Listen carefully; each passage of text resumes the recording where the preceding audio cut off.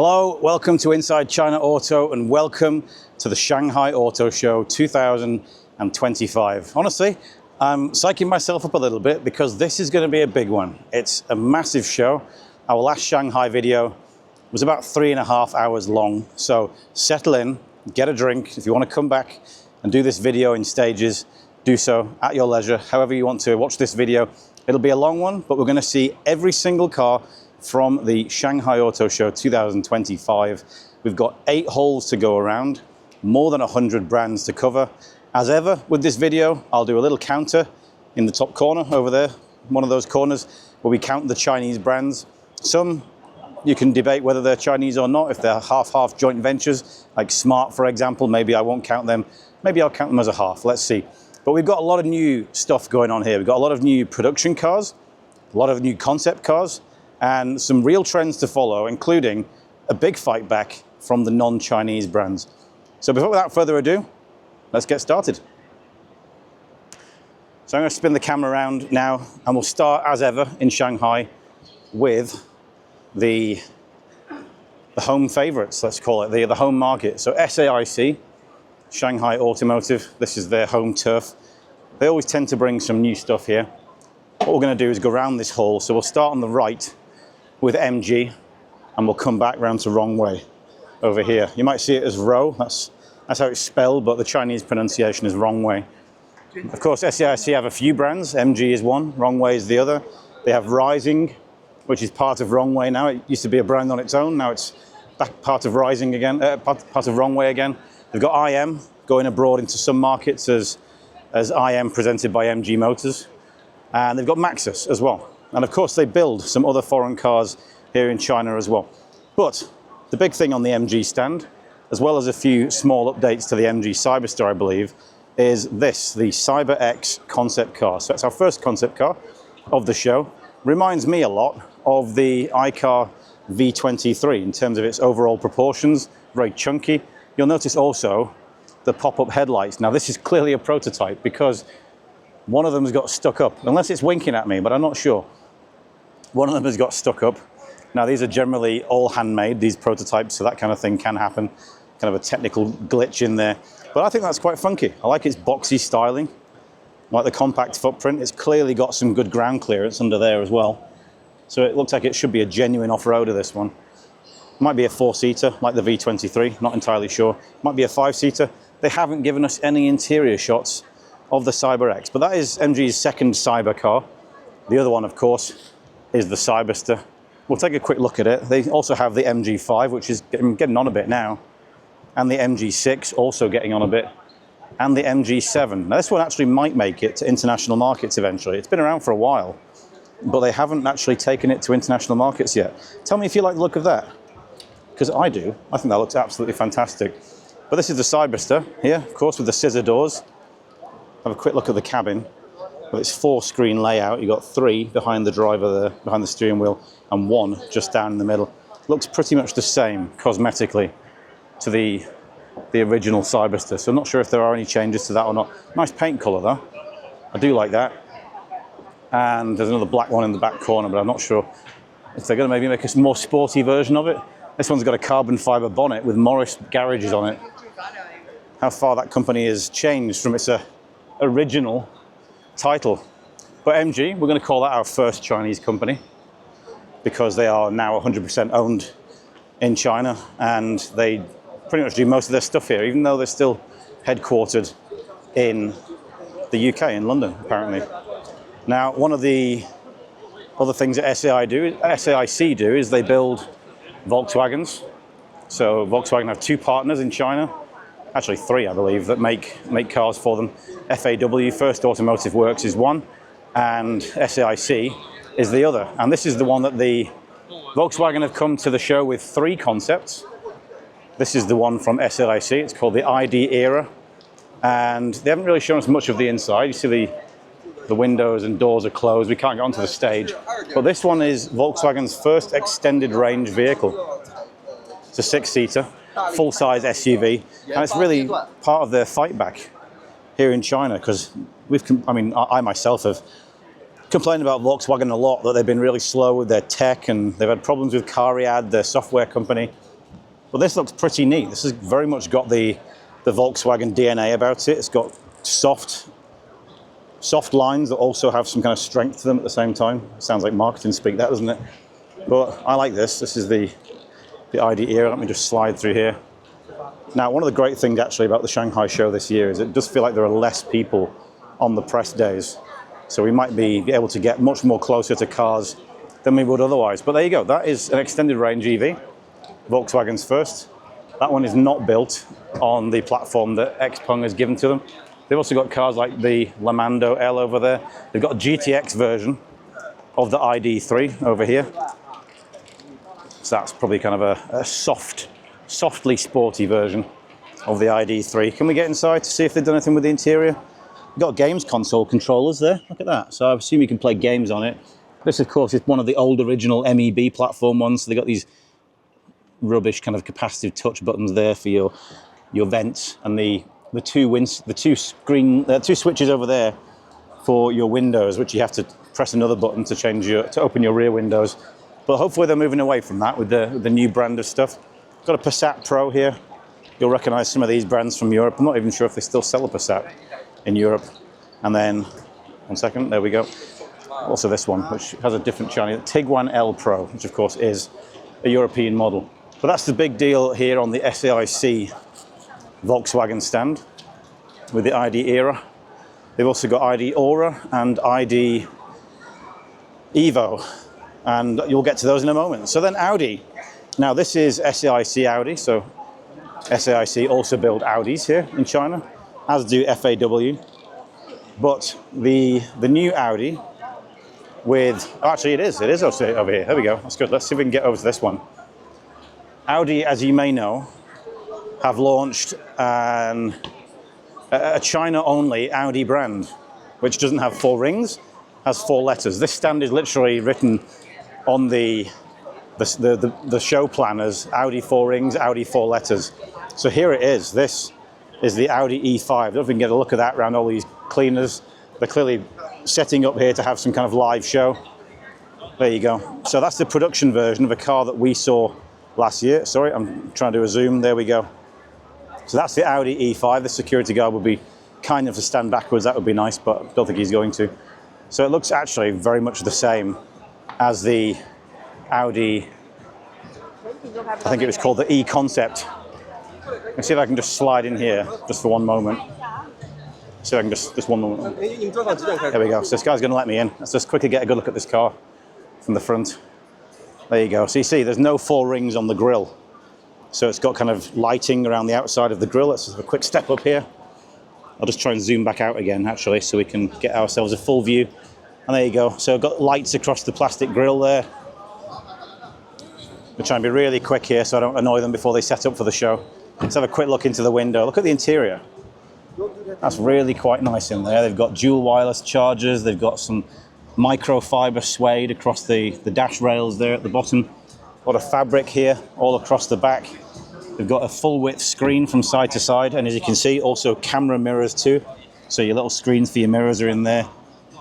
Very sort of German aesthetics in there. That's a reflection of a lady on the wall. That's not actually printed on the seat. And then they've got this kind of assistant here. I'm not sure if I can point with my finger. That black bit in the middle of the dashboard there, that's like their live assistant. So you can talk to that and she'll do cool things. Let's get a quick look at the back end as well from close up. Would like to see inside the boot there, but we can't. But yeah, that's the E5 Sportback. So Audi are planning three cars in, well, this is Audi 4 letters. They're planning 3 cars in China in 2025. So we'll probably get another concept, maybe at the Chengdu Auto Show, if not before that. Notice also there's a LiDAR unit on top of the screen as well. This one should be able to do some level of autonomous driving, though we have to be careful about what we say about autonomous driving now, because the rules in China have changed slightly. After a few accidents that have happened recently, people basically just giving over full control to the car and not paying attention, the government has decided to step in and say, we've got to be more careful about the wording now. It's basically supervised driving, just like FSD supervised, basically. And here we've got the A5L Sportback, but I think that's all also in international markets already. So yeah, these Volkswagen Audi, I won't call those Chinese brands, even though, I mean, technically, is Audi, is that a Chinese brand? Given that they're made here. It's built, by the way, on an SAIC platform from IM, that logo just over there. We'll go over to those in a minute. It's built on their, I think it's called the Nebula platform. I could be wrong with the name. 800 volt, pretty good. Getting a few beeps here from the Wuling stand. Good to see Wuling at the show again. This is the five-door YangWang. You can't buy it, I don't think, with this nice furry coating on it. They've covered the entire car in this. Look, even inside the car, they've got fur over the seats, fur on the steering wheel. There's a big thing about capybaras going on in social media these days, and they're making everything look like a capybara. I don't know what it's all about, but there you go. Let's see if we get a bit more space in the boot. I don't even know how to get into the boot on this because I can't get the handle. Let's try it on this car instead. See if this lady will scooch out the way for us. There we go. Do we get any more space in the back of a five-door Wuling Hongguang?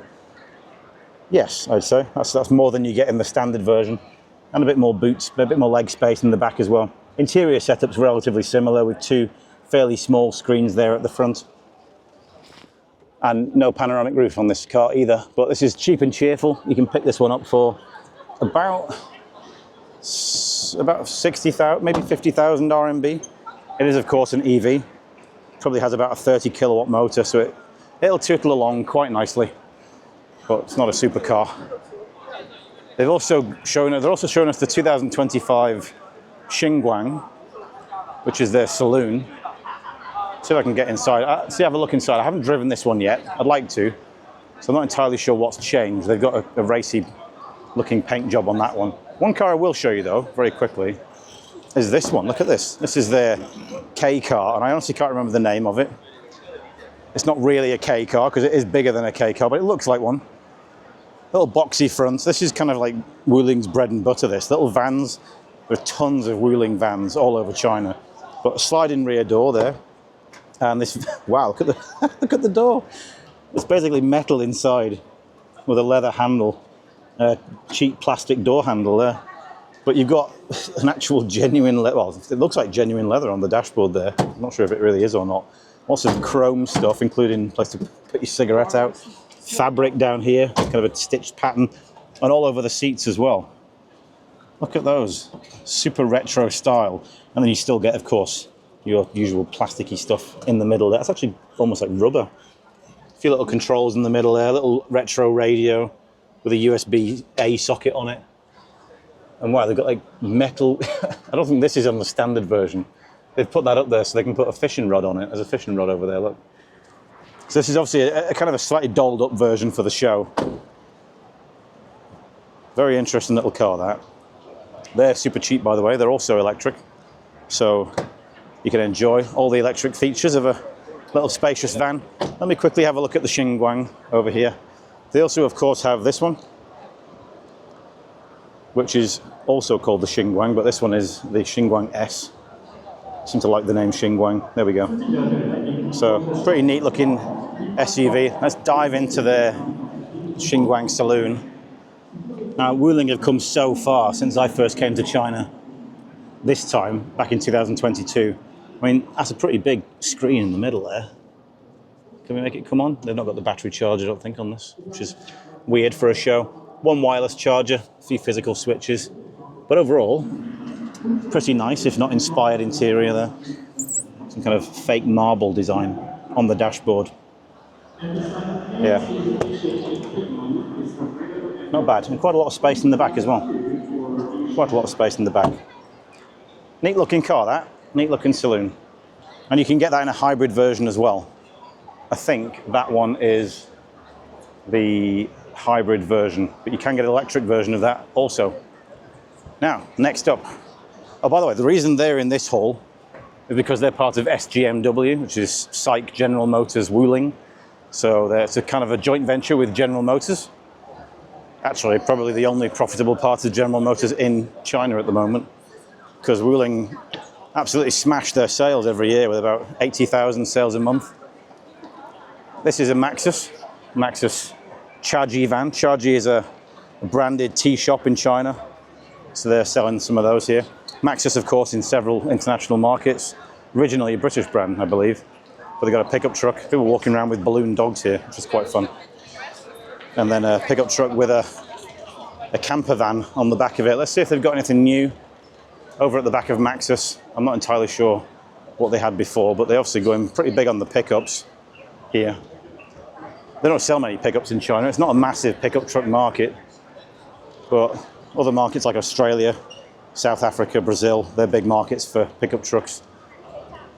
This one looks like a very meaty looking thing. Look at the size of that. That's a huge pickup.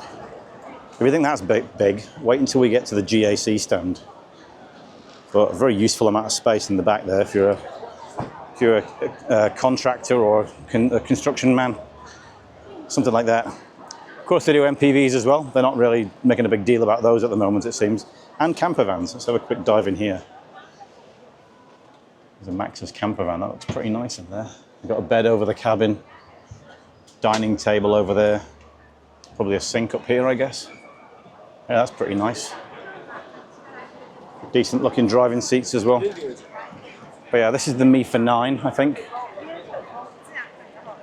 Good looking MPV. They've got a G50 over there. This one's electric, by the way. This one over there, I don't think is electric. By the way, I am doing this video in 4K. That was the general request from the audience, so thank you for your input onto that as to what kind of video you wanted.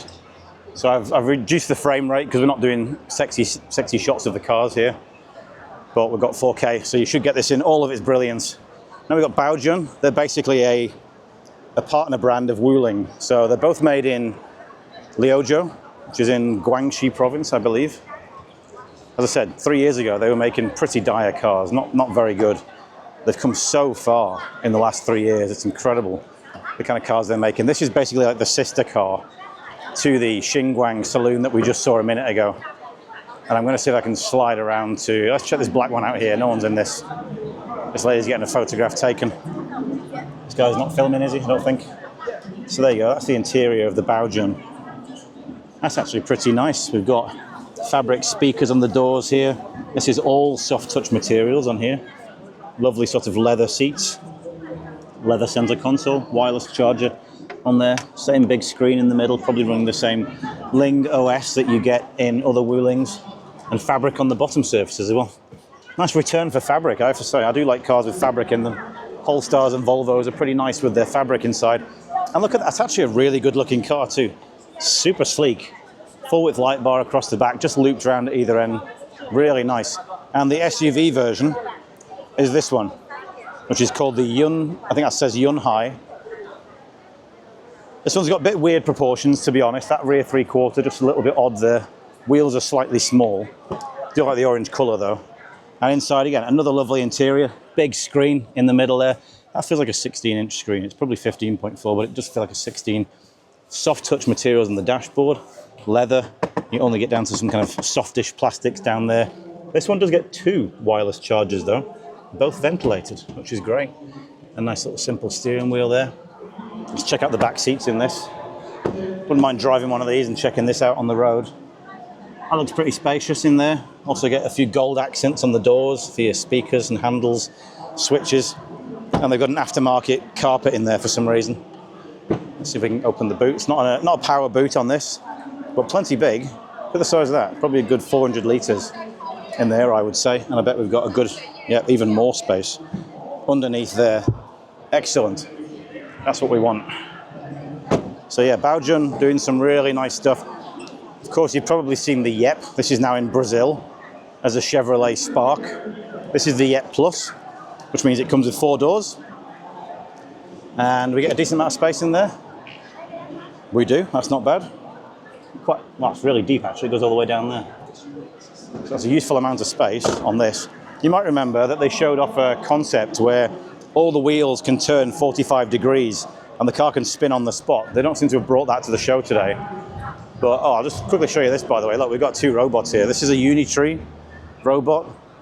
A lot smaller than you think, this one. Oh, there you go. Waving at you, that's quite fun.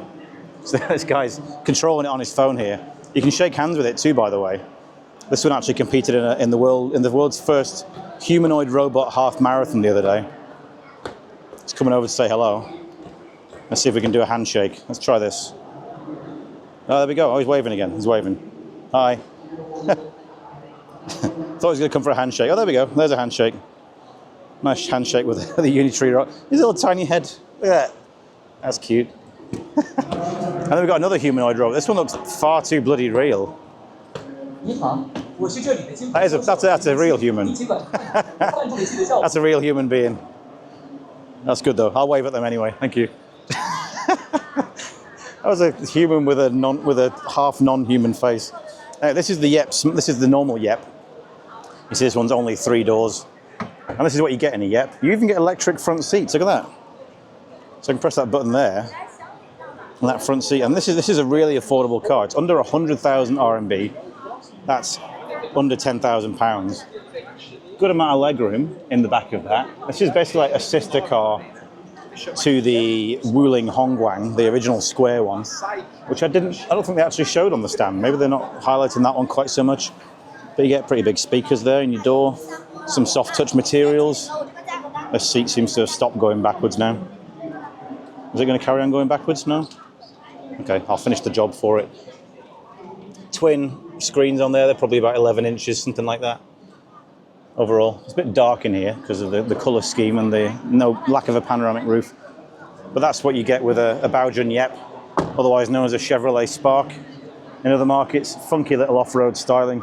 It is only a single motor, 2-wheel drive car, I believe. This one actually might be 4-wheel drive though. That one's definitely got a more chunky look to it. I'm going to try and avoid the weirdly muscly dude. It's also got a kind of a glamping tent on the side. That's the plus. It's a bit more chunky. So there you go. And this one's got a massive ice cream on the roof. That's another off-road looking one. The Baojun Yep Plus ice cream.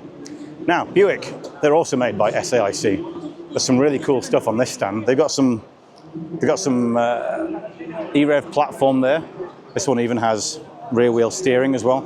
That one looks like a full EV over there, or maybe a fuel cell. That's a plug-in hybrid. That's your full EV platform over there. But they brought us 3 concepts. So this one, they're all Electra. So this kind of seems to be their EV brand. This is, well, they brought out the GLA Encasa, which is, I believe, is the biggest GLA MPV. And it might be based on this concept, which is absolutely enormous, with a chunky looking LiDAR unit on the roof as well up there.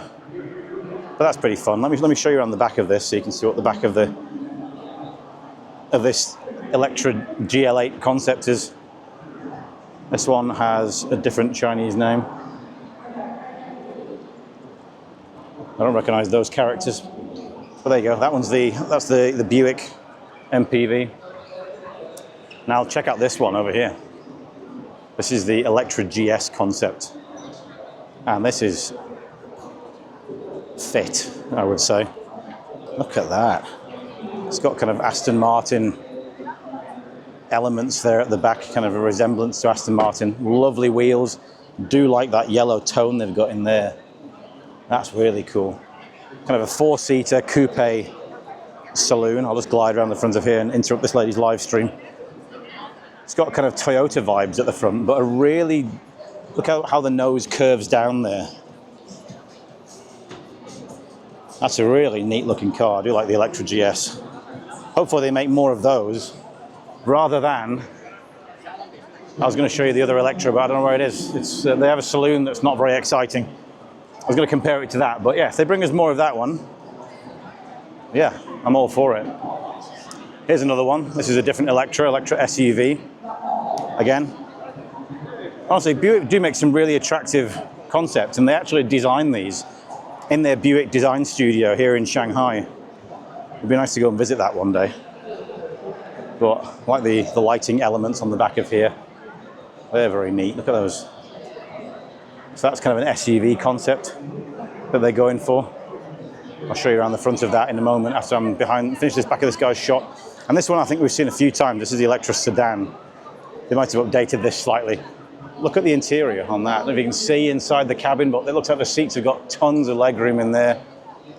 Dashboard looks really sort of futuristic as well. Tiny little camera mirrors on there. Love the wheels. The wheels are the best part on this. Absolutely fantastic.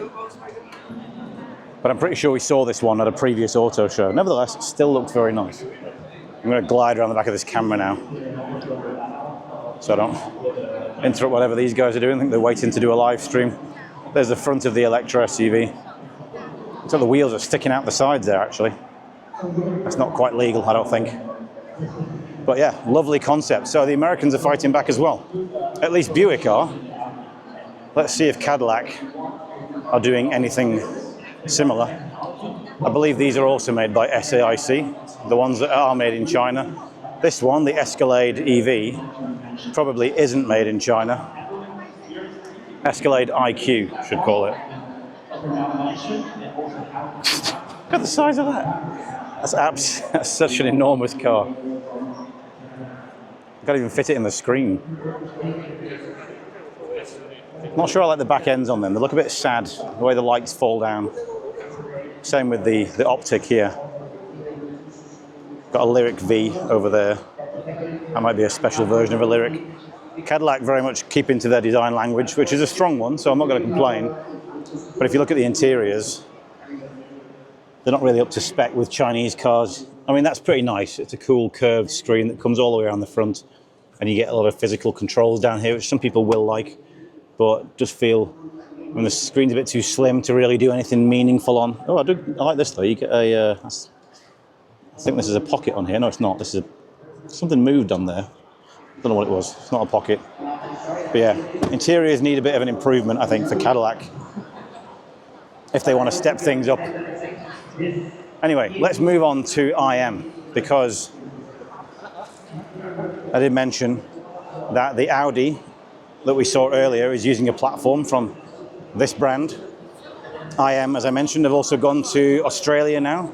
I think they're also in Thailand, badged as IM presented by MG Motors. MG has a far greater brand name, obviously. Not necessarily a premium one, but they have a brand name at least that people know, so they will have a connection to them.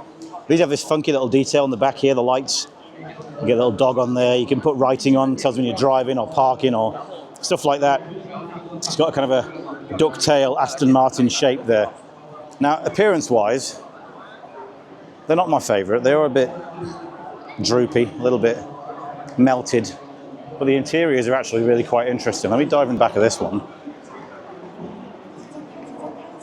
I do like these big quilted rear seats, loads of space. Now this one, this is the SUV, I think. You can flip that seat forwards and slide it under the dashboard and give this one loads more space, but that might be on a different version. We've also got magnets here on the back. This is a new trend, you can see that, there you go. It's a new trend where you can magnetize different accessories on the back, so you can hold tablets and things like that. Now the L6, this is the LS6 by the way, let's see. LS6, S is SUV, L6 is standard sedan. This one looks a lot better actually. From this rear angle here, it's pretty mean, very low, very fat. Apparently it's auto driving at the moment, but there you go. And this one comes with a much more interesting dashboard. Look at that, you've got basically a 30-inch screen all the way across the front there. And I think that can slide down, they can drop down to the dashboard. Plus you've got another screen here as well. And I think this one also can slide, the seat can tuck into that space because there's no glove box down there. So there's a load of space to slide the seat forward and give this passenger and the back here a lot more legroom. You've also got cameras here on the side too, like on a Tesla. Yeah, the wheels though. The wheels are a bit naff, let's be honest. Now they've updated the L6. It now costs under 200,000 RMB to get one brand new. And they need that honestly because their sales have been nigh on appalling in China. They broke 5,000 sales in March last month, which was an improvement on about 1,000, 2,000 units in January and February, but not really where they need to be. The breaking point, I would say, for success is somewhere like 10,000 to 20,000. They need to at least get over 10,000. And interestingly, I'm just looking around, they haven't brought the L7. The L7 is actually the one good-looking car that they do, which is really sexy, but they haven't got it. Instead, they brought us this furry pink car here. with fluffy wheels, fluffy ears. I'm not entirely sure why they bring these to auto shows, but there's a lot of them. You're going to see more of them here at the show. I'm well aware that we're already half an hour into this video and we're still in the first hall, so let's speed things up. Now, as I said, Roewe, they've got Rising. Rising was originally like a model or a line of Roewe cars, like a sporty line. Then they became the brand of their own as Rising. Now they're back under Roewe again, but still a brand. Again, they don't even report the sales on these anymore because these are not doing too well sales-wise, despite the fact that they look quite neat. I think this one's been updated, actually. The back end looks better on this than it did before. They've got interesting interiors. I'll not interrupt this lady's live stream, but you can see in there we've got 3 screens. This is a screen, there's one in the middle, and one on the other side. It's a bit like the Hyper screen. And there's another screen down there in the back. You can just see in there by that lady's legs. Now, we've reviewed one of these on the channel, which is this one, the F7, which is a really good looking car. You'll notice this light treatment here is very similar to what you'll find on modern MGs. And this one may well be coming to the UK as an MG at some point. In China, when I drove it, it was about £25,000. It might be even less by now. But yeah, that's the 2 Rising cars. They've actually brought a concept. Roewe. This one's called the Pearl of China. And I couldn't see this earlier because they had it covered up. So let's go and get a closer look at the Pearl of China. This has got a lot of retro vibes about it. And a very interesting display with a waterfall kind of thing on it. Let's go around the side. Pardon me. Sorry. Let's go around the side and look at the interior. It's quite loud in here. Yeah, it's hard to get the focus on this, to be honest. Is the water going to stop so we can get a closer look? I can only focus on the water, I can't actually get inside. Let's see if I can change the focus on the camera so you can see it. There we go. Okay. Ah, we had it for a second. Okay. There you go, that's the interior. That's very interesting. I mean, sorry. Trying to avoid some cameras. I mean, Roewe is it's SAIC's budget brand. It's their mainstream brand. So this feels like a very odd car for them to produce, because that's kind of got vibes of being like almost like a Hongqi. Actually got another robot over here as well. Let's go and have a look at this. This is the Cars and Robot show apparently. But there you go. This one's called Agibot. Doesn't seem too agitated right now. They do have one other new car, which is the D6 electric. This one might be new actually, this D5X. I've seen the lights before, but I didn't know it was called D5. We've got the D7, and then they've got the D6 over here. So slide around there. This is the D6. This is very much, I would say, a ride-hailing area car. Little tiny wheels on a saloon. But a reasonable interior actually.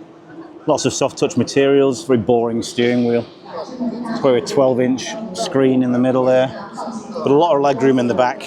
I did sit in one this morning. Quite spacious in there. That's the D6, the EV. So, Roewe's you only really see them in Shanghai, to be honest. You see them a little bit around the rest of the country, but they're much bigger in Shanghai. Anyway, that's the end of Hall 1. 34 minutes, I'll have to be quicker next time. Let's go to Hall 2. Alrighty, we're into Hall 4.1, and this is the Chery Hall. So this is what you might call the woohoo corner. Yeah, I'll explain that later on when we get to the Zeekr 9X. But this is a Zong, there's a guy doing flips for us, that's quite fun. This is a Zongheng, which is a Jetour. Seems to be a new brand they're coming out with. Big ass SUV, G600 there, and also in the background. Let me zoom in over there. We've also got another one. That's the G900, I believe. I'd like to get closer to that one, but I can't.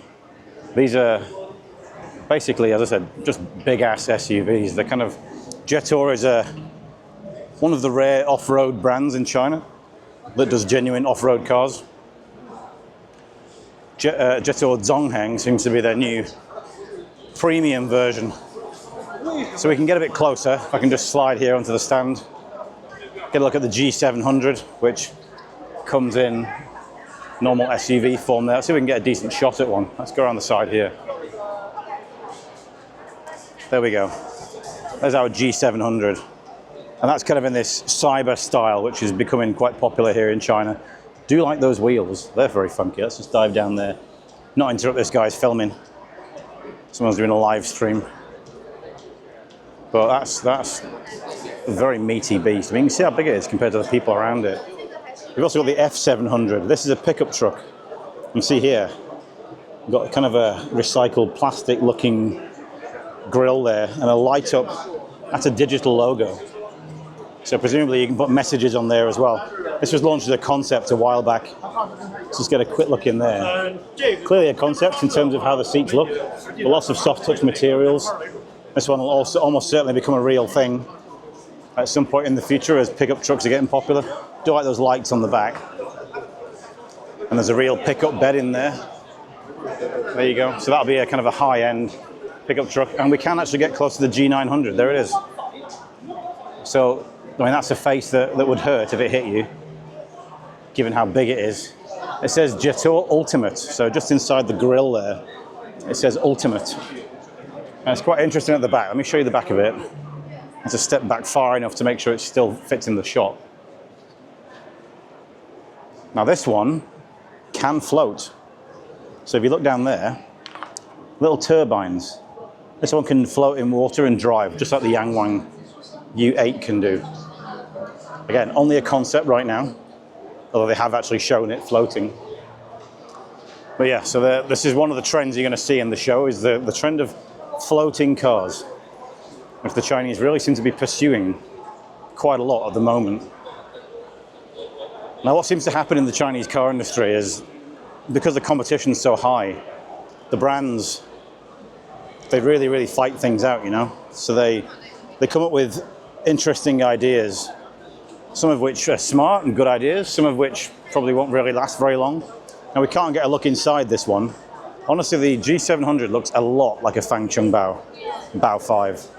Look at the way that the scalloped front and rear shoulders, the profile there, really looks like a Fangcheng Bao.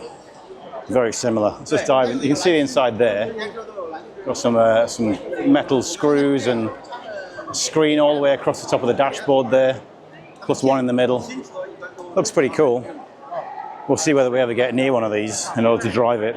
It even looks like a Denza, like a Fangcheng Bao from the front as well. But yeah, here's the Jetour normal brand.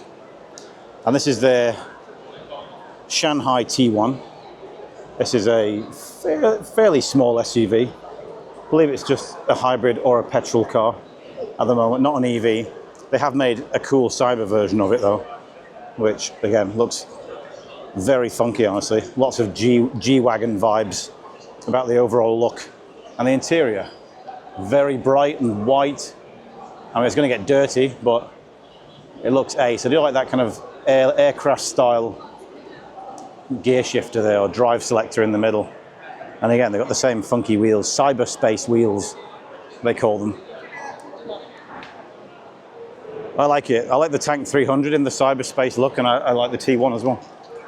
The Shanghai T1. This one is the T2, which is a little bit bigger, I think, than the T1. This is a really meaty, proper off-roader. You can get this one with the straps on the front there. Someone explained to me from the last video that they're designed to lift branches away from the car, so thank you for those who explained that. They've also done a cyber version of this too. See, it's got more of a meaty, sort of industrial look into it there. Lots of silver and metal look onto it. Very Defender-like vibes here in the way the rear is sliced off. But again, the cyberspace version does look quite cool. Let's see if we can get to the front. That's your logo, by the way. That's your cyberspace logo. And yeah, I like it. It's very cool. Now, another car Jetour have got This is a new one, by the way, I think. This is the L7 Plus, which they're not showing us the inside of yet, but Jetours are fairly popular, I believe, in places like Russia and Belarus and maybe like Azerbaijan, places like that.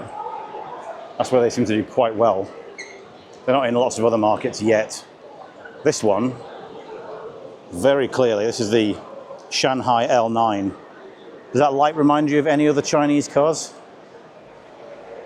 Those of you who haven't seen some Chinese cars might say Tesla Model Y, but I will say it looks like a Li Auto.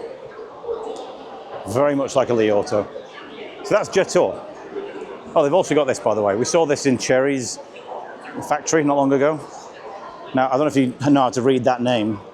Reaulo? Or that's actually a Q on the end. It's like Real Q. I don't know how they're going to say that. They've changed the front end from the one that we saw in Wuhu. But this is probably going to go to international markets. So get a good look at that interior if you're after a pickup truck. A few physical switches, because Chery keep a lot of those, which is good. And there's your back end. So that's your production version of the pickup truck coming from Chery. Although it is badged as a Jetour here.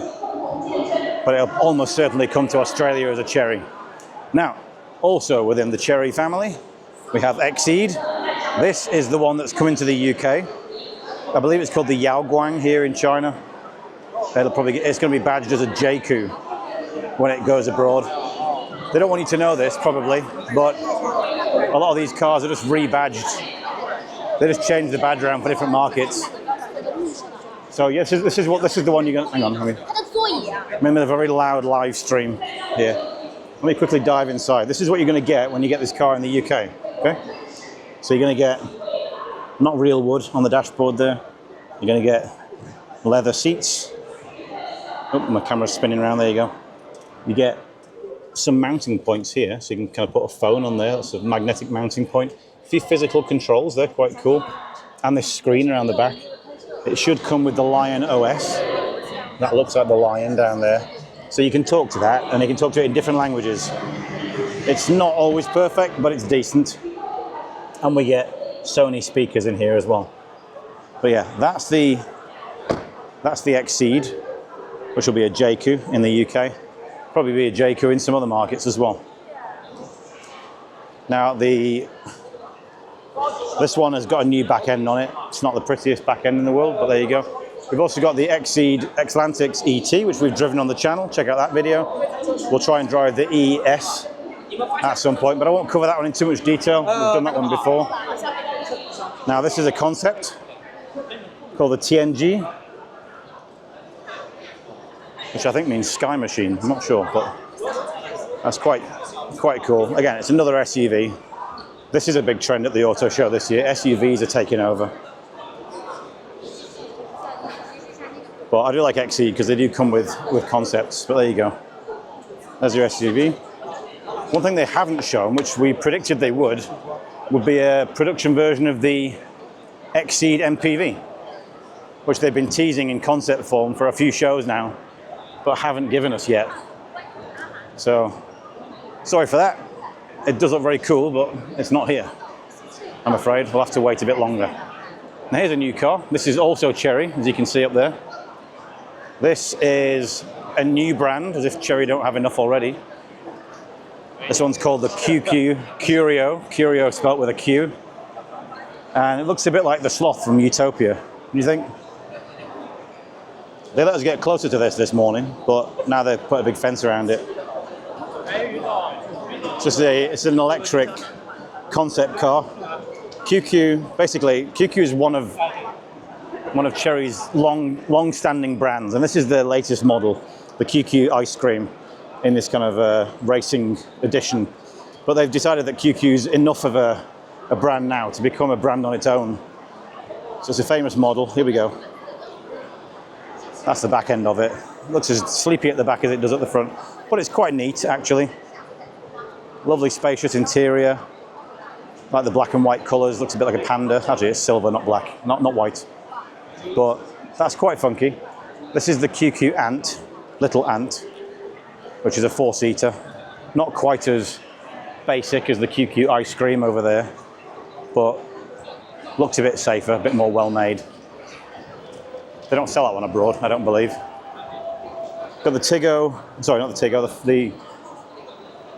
what do they call these ones? I forget the name. Not the Fullwin, the Aritso 8. Again, that's not really an international market car in most Western markets. This is a fairly new one. This is the Fengyun T11, which I believe is Fullwin. So Fullwin is kind of a Chery. It's also kind of a brand of its own. As you can see in there, let's zoom in, 2 massive screens up top. This is a big SUV, 6-seater. And it looks like there's a screen on the roof up there as well, which is good. I'll just zoom back out again. Yeah, fairly anonymous styling in terms of it's very round and soft. But there's a big market for massive SUVs at the moment in China. So that one should do quite well, as and when it comes out into the market properly. This is a sporty version of the Fullwin A9, which is a saloon. And they've even got a walking dog over there. There's your walking dog, having a look through the stand. They also have a robot here, but I'm kind of embarrassed to show you the robot here because it's, compared to I actually used it. There's a short on this channel that shows you what the robot's like, and it can give you drinks and stuff, but it's embarrassingly lacking in functionality compared to the humanoid robots that we've seen. We've got a couple of concepts as well. This kind of hatchback shooting brake looking design, which is really quite nice. And then this one, which we saw in Guangzhou, the Journeo, which I do like this one. I mean, look at this, you've got a glass window. You can get really close to it now. You can move those seats out the way and lie in there, so we can just push it to the glass. There you go, you can just see inside.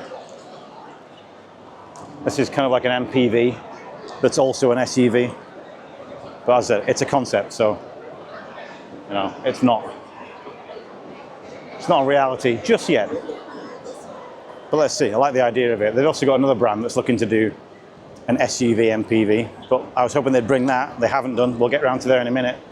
This is the Chery iBar.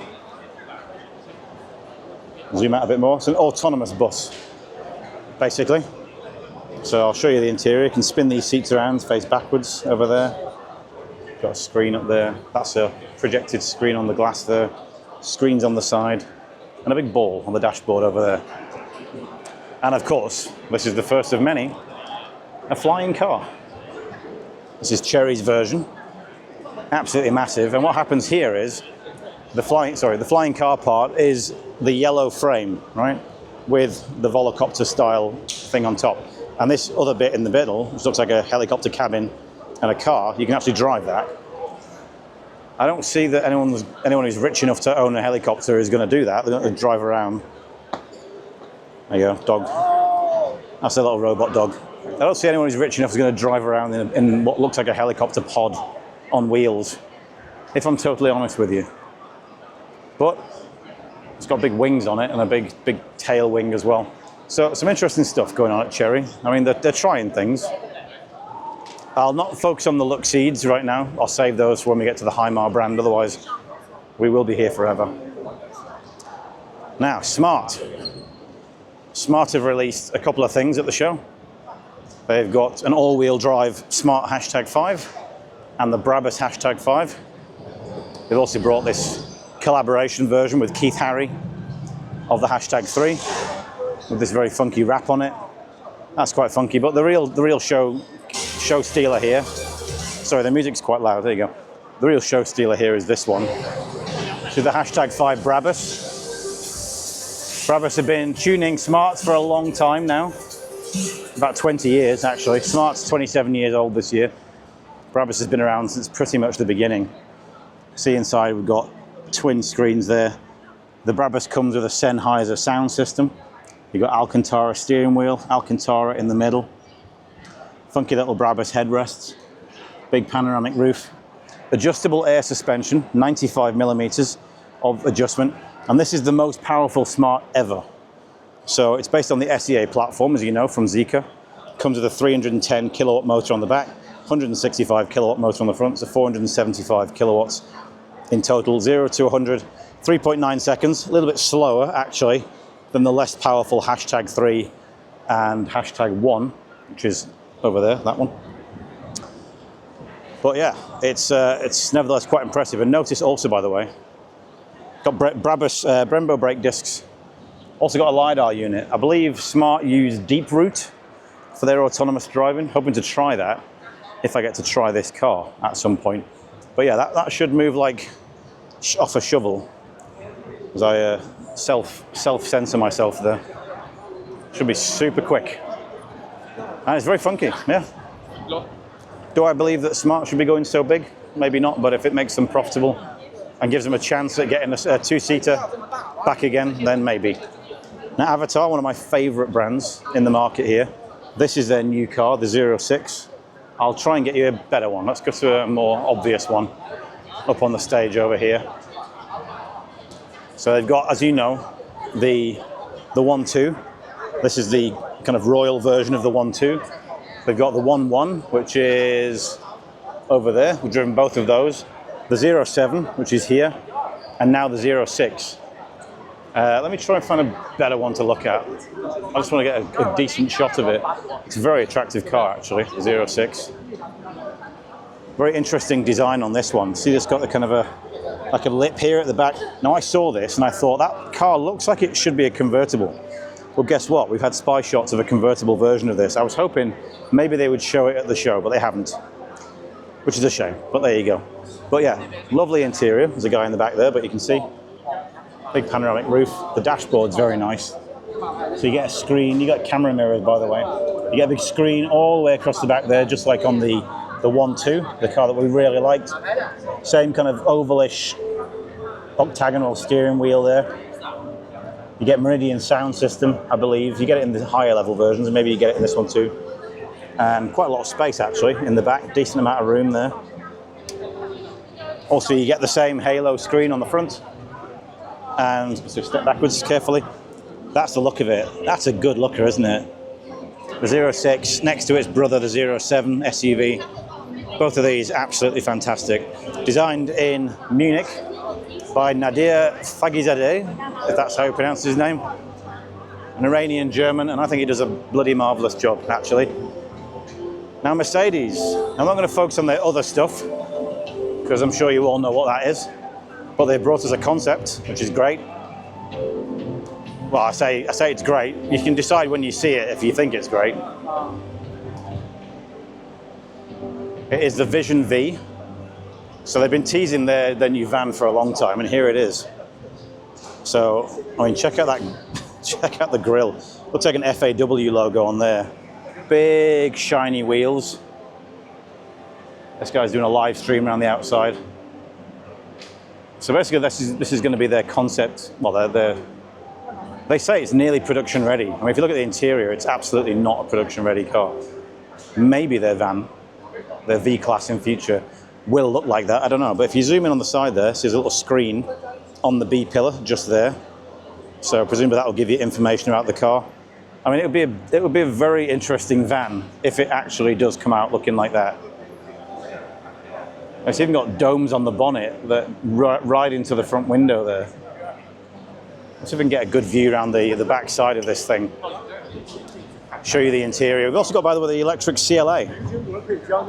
And this has got one of the best ranges. I think it's like 870 kilometers or something for an EV. Let's just get a good shot of the side there of the interior. See, it's very much a concept interior. Absolutely enormous screen in the back there. Lots of ambient lighting, very much a Mercedes thing right now. Got quite cool seats, to be honest. You can lie those totally flat in the back. It's very white, lots of wood and shiny stuff. Yeah, let's just see how much that actually turns out like a production car in reality when it comes to the market. Now we've got the CLA electric, as I said. Debatable what you think about the looks of this. Do they let us inside? Doesn't seem like they do. There's another version that is open over there. So tell me what you think about the front of that car. I think it looks like a smart car. It's got a very guppy-like grille. Actually, it does stick out quite far as well at the front. I honestly think they're kind of overdoing the design of Mercedes right now. The logos are just a bit too much. I mean, the CLA has always been a good looker. It's obviously very aerodynamic, get really good range, but yeah, it's electric. Like I said, about 870 kilometers. I think that's on WLTC as well, so not even CLTC. I just want to try and dive into the dashboard here while this guy's looking. So full screen across there. You got a big screen in the middle, big screen on the side, funky little dials here. Lovely sporty steering wheel.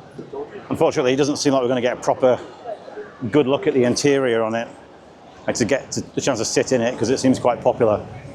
But I'm curious how well that'll do in China. Much of it will depend on the price and whether people want to feel like they're sat inside a red light district. I don't know. Not much interest in the C-Class though, as you can see. But yeah, at least Mercedes brought us some cool stuff this time. This is a very good looking car though, the CLE Coupe. Weirdly, I don't think it actually works in yellow. I do like yellow cars, but I don't think it works in yellow. Anyway, Changan. Changan have got all of their brands in one place here. They've also got some breakout brands for the breakout stands for these later. Avatr, of course, Avatr over there. They are produced by Changan. Changan, part of a joint venture between Huawei and CATL, the battery manufacturer, to make avatars. But of course, Changan, one of China's oldest car companies, started making military equipment, I believe, about 150 years ago or something like that. And they're expanding into international markets. This is one of the cars that's coming. This is a Qiyuan E07. So in China, it's a Qiyuan. In Australia, it will probably be badged as a Deepal. And it is, the interior looks quite funky in there. I can't get close to it. But this is actually a pickup, believe it or not. That back end there slides up onto the roof and gives you a pickup truck bed, which I think I can show you over here. I'll show you for those that haven't seen it. But there you go, there's your pickup truck bed. Look, you can fold the glass down, get a full load area all the way into the back seats here. So you see, there you go. Basically a pickup truck come car. And it's fully electric, which means that it should do quite well in international markets. Now we've got an updated CS75. I think the Uni V has also been updated, but I'm not entirely sure what they've done to it. So I won't give it too much focus. This is the CS75 Plus. I said updated version. By the way, check out the size of the boot in here. Okay, there's no power on it. It was opening this morning. But inside, zero gravity front seat. They're becoming quite popular. Plus massive screens across the front. Got real wood, real microfiber here. Real wood in there. You would buy this car? Not for me. No? No. What are you looking for? Zeekr Mix. Where are you from? UK. But I live in China. So I mean, I'm doing a video. Not sure if he's trying to sell me one.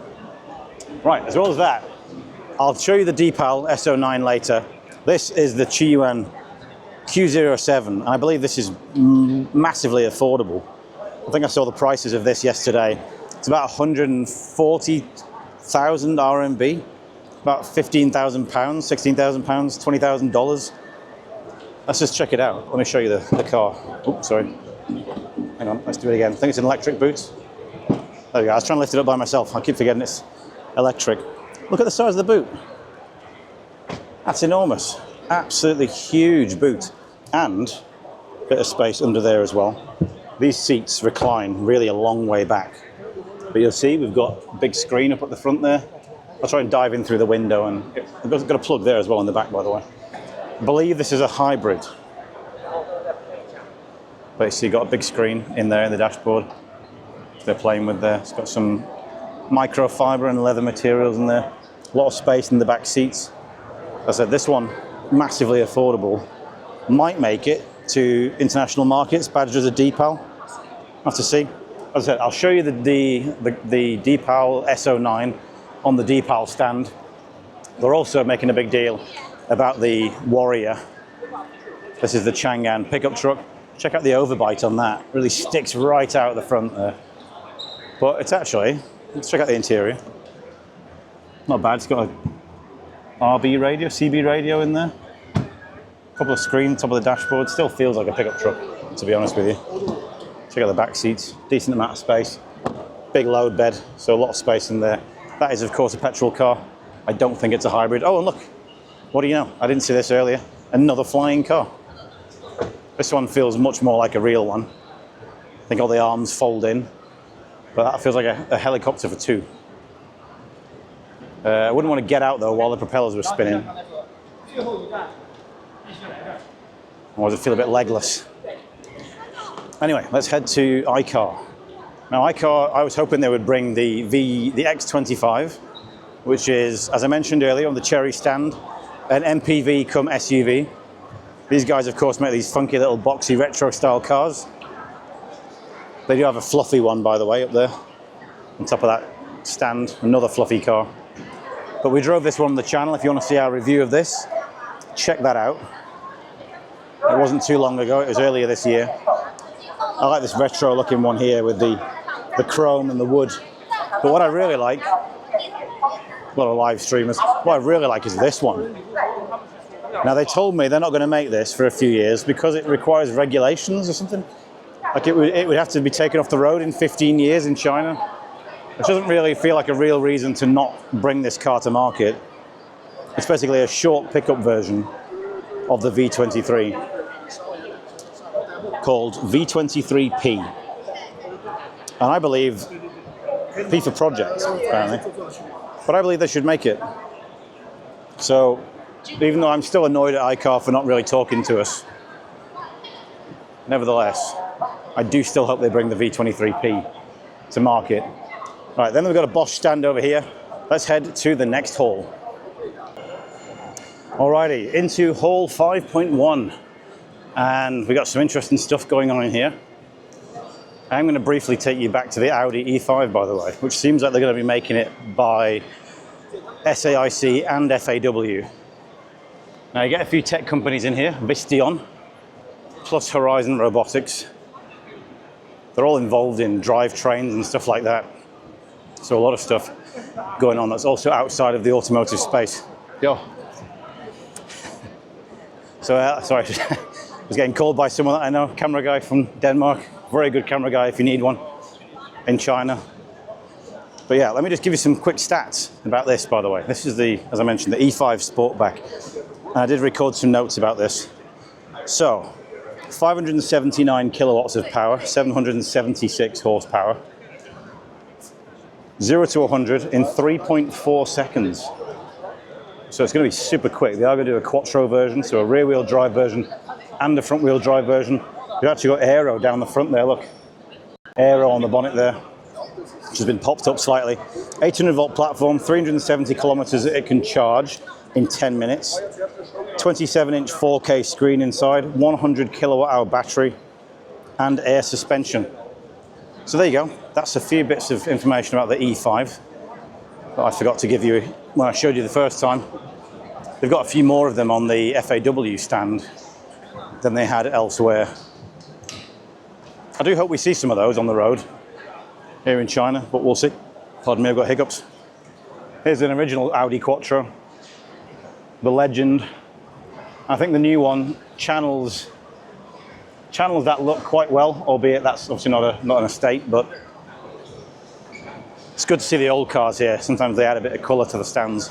Of course, we've got a whole bunch of other electric Audis, Audi Q4 e-tron, the Q8 maybe over there, or E8, I don't know, Q6L. Now I'm going to be doing a video actually on some of the differences between Chinese cars and the European ones, at least the not the latest European ones like the E5. So I'm going to show you some of the infotainment differences on some of these cars. Audi, of course, still doing very much a lot of work on their petrol cars. RS7, RS6, A6L. They seem to be falling behind though, behind BMW and Audi with their, so BMW and Mercedes with their sales.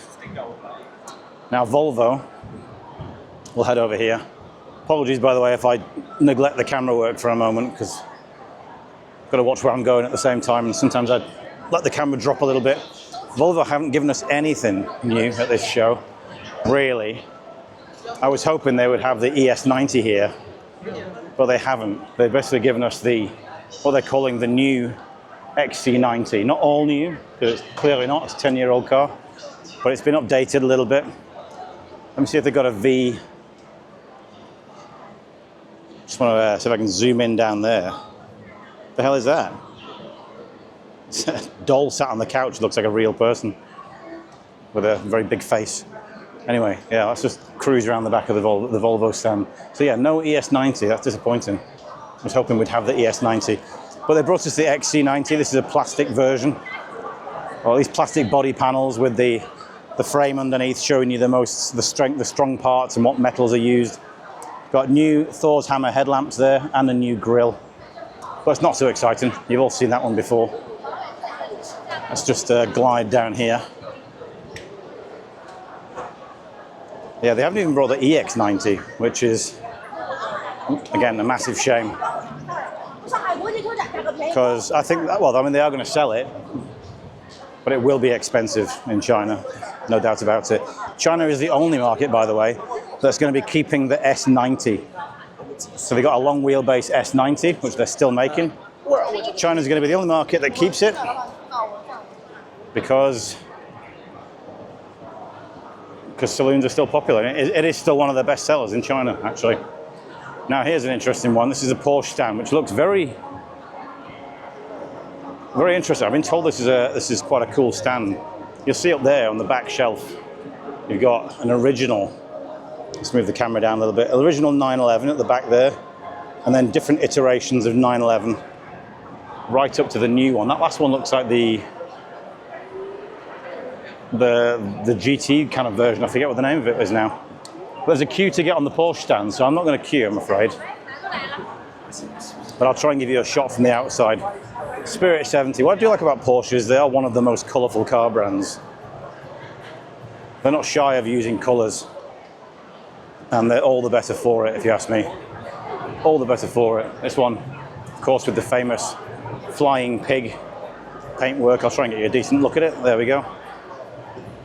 Decent flying pig look on there. That's like a GT version.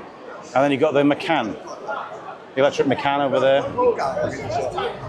Which is cool. Good that they're bringing that, but they haven't brought anything else new, I don't think. Right, what have we got now? AITO.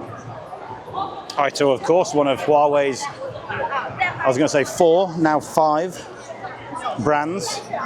So they've got AITO, Stellato, Luxeed, Maestro, and a new one, which isn't here yet, but is going to be made by SAIC, funnily enough. So another SAIC brand. A lot of live streaming, look at this. This is what the shows are full of. This is the M8. This is one that they are really trying to showcase. It's their new model. Let me try and find you a clear one. You can see the popularity of the AITO cars though. The M5 isn't as popular as the others, but the M8, let's try and get a good look at it. Let's go over here. This one's got an empty driver's seat, I think. So interesting kind of ruby red interior, or purple, maroon, burgundy. As you can see, the front seat can fold flat. So these fellas in the back here can have 0 gravity seats and chill out. Headrests in your speakers in your headrest, of course. Triple screen setup across the front. This one comes with ADS 4.0, which is Huawei's latest autonomous driving technology. Twin wireless chargers, magnetic connectors for tablets and stuff in the back. You get Huawei sound speakers with lovely metal speaker covers on them, speaker grates, real wood in there as well. Leather, all the way down to the bottom is all soft touch. That's plastic though, down there. Yeah, it's a 6-seater, so these fellows in the back, they've got kind of good flexible seats with armrests and heating, ventilation, massage controls, and of course, you get a projector. You heard that right, a projector. So this up here, that's a projector screen that comes down, and that bit over there, that dark grey box, that is your projector. Maybe one of these cars has got the projector open, so I can show you what that looks like. The M9 also has it. There you go, this one's got it open, so you see in there the screen coming down, and the projector's just up here. So in a moment it should turn on, hopefully. 对，副驾后面。就是那一把。 Okay, it's not turning on, but there you go. Also, this one, by the way, comes with, what is this? Ah, it's champagne bottle holders. Alrighty, that's interesting. You can slide that out and basically get access to your champagne. Oh, there you go, the screen's on now. It does go bigger than that, by the way. They've got it on small for some reason. Maybe they're showing a mobile phone. But yeah, AITO, obviously kind of the pinnacle of the tech side of things. I wouldn't say the pinnacle of the chassis side of things. They're made by Ceres, which is a car maker from Chongqing. Ceres also has a brand. They're coming to the UK as well, but they're not here at the show. They don't tend to showcase at the auto shows. But yeah, AITO packed with every possible thing you could want in a car and some things you might not. The projector, by the way, isn't as clear as a normal screen. Now, ID Unix, actually saw one of these little unicorns in the wild, I should say, not long ago. They did knock the price of these down quite significantly last year to try and move them. I think it's a pretty funky looking car. It's basically a Cupra, but made in China by Volkswagen and Huawei. So there's FAW-Volkswagen, there's SAIC Volkswagen, and Volkswagen and Huawei. Volkswagen and Huawei make this one.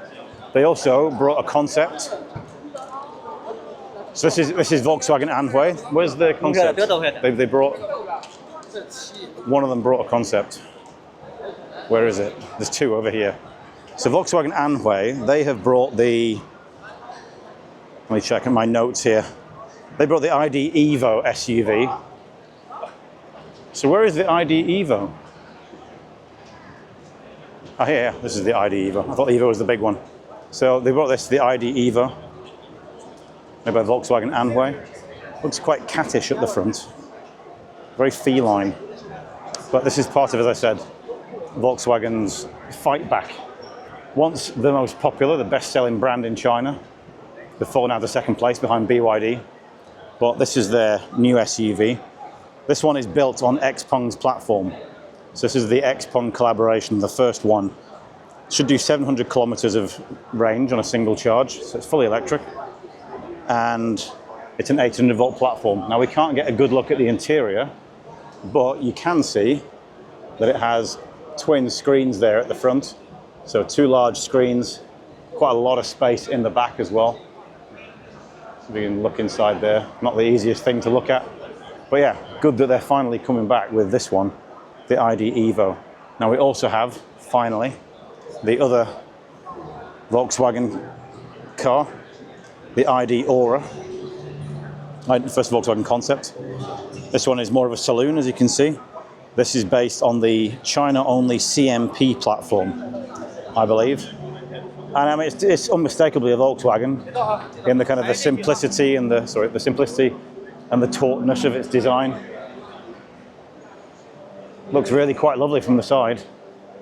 Looks a bit like an electric Passat / Lamando, which is probably what they're going for, because the saloons do sell pretty well in China still. This one only has a very basic, unfinished interior, I would say, on that one. So they haven't gone full beans on the Aura yet. But there you go. Sorry, there's a lady in the live stream. I'll just dive out the back of her shot. Anyway, the other Volkswagens are not that exciting, to be honest. Let's just Tiguan's, Tavendors, Terramont. They'll begin with T. Tayron, Taigo, Tharu. They're just kind of all over. And then you got your Passat and your Magotan there. Very affordable saloon. But I'll not focus on the other ones. They're not as exciting. Now let's head to Xpeng, because they've got a robot. A genuine humanoid that does work in their factory. I'm not sure if we're within the window of them displaying the humanoid robot called Ion. They also, of course, have this.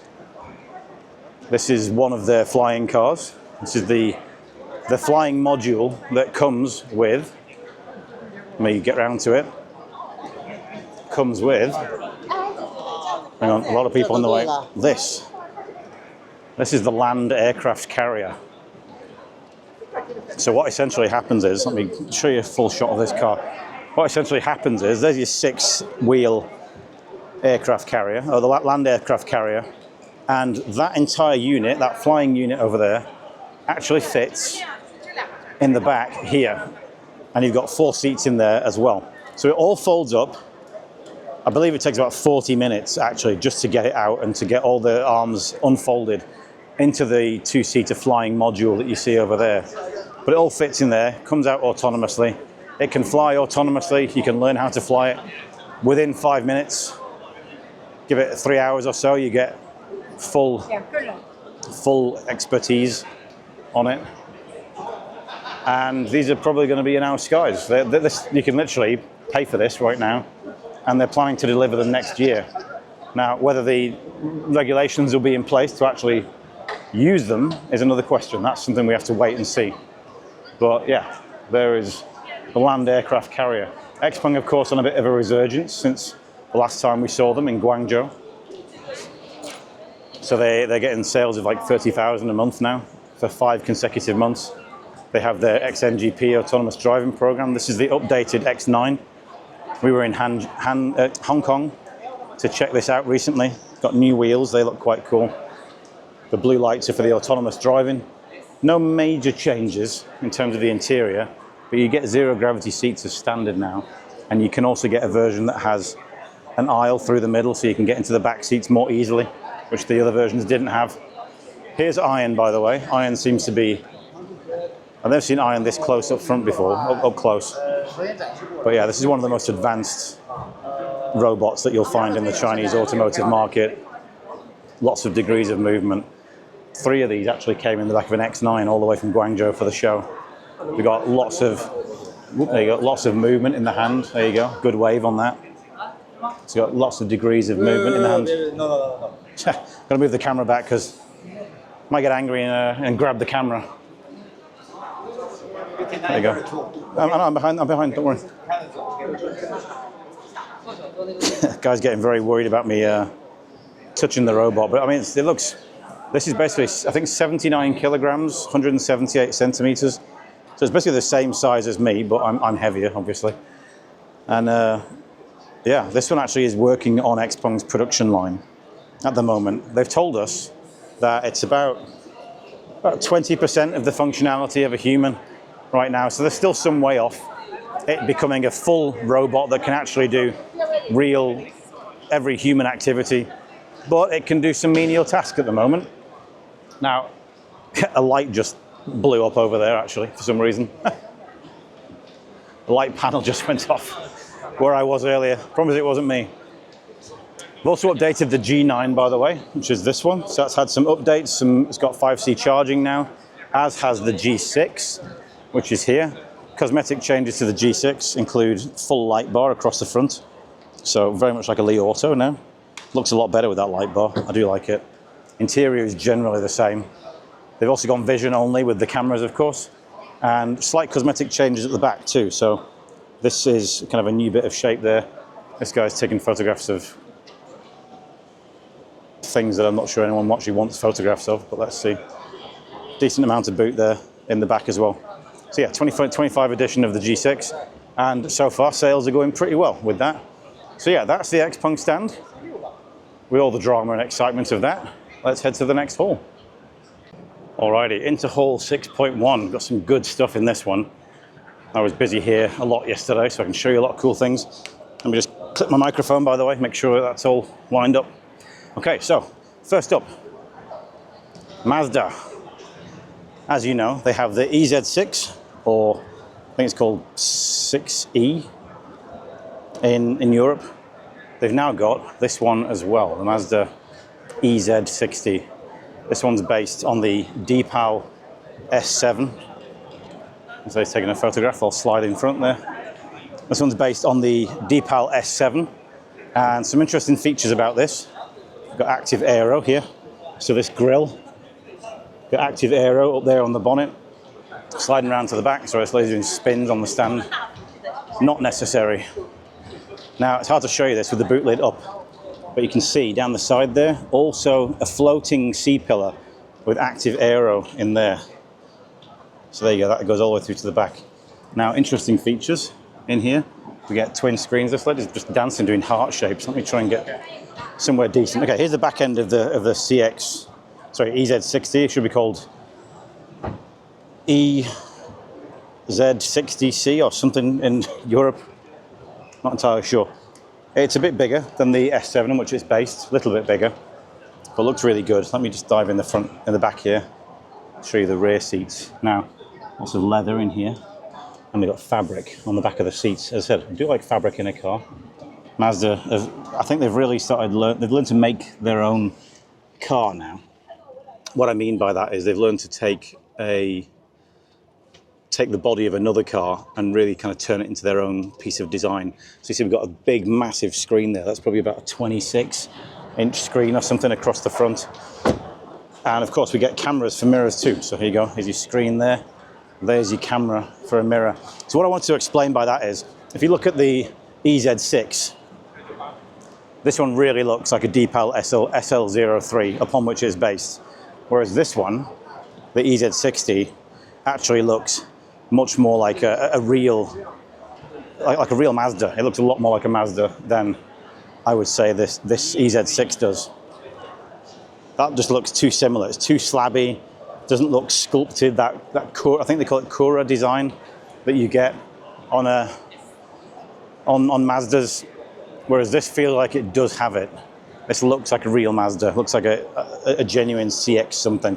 It's actually a clay model. Look. Got real clay on there. I love it. I think it looks really good. A few details on that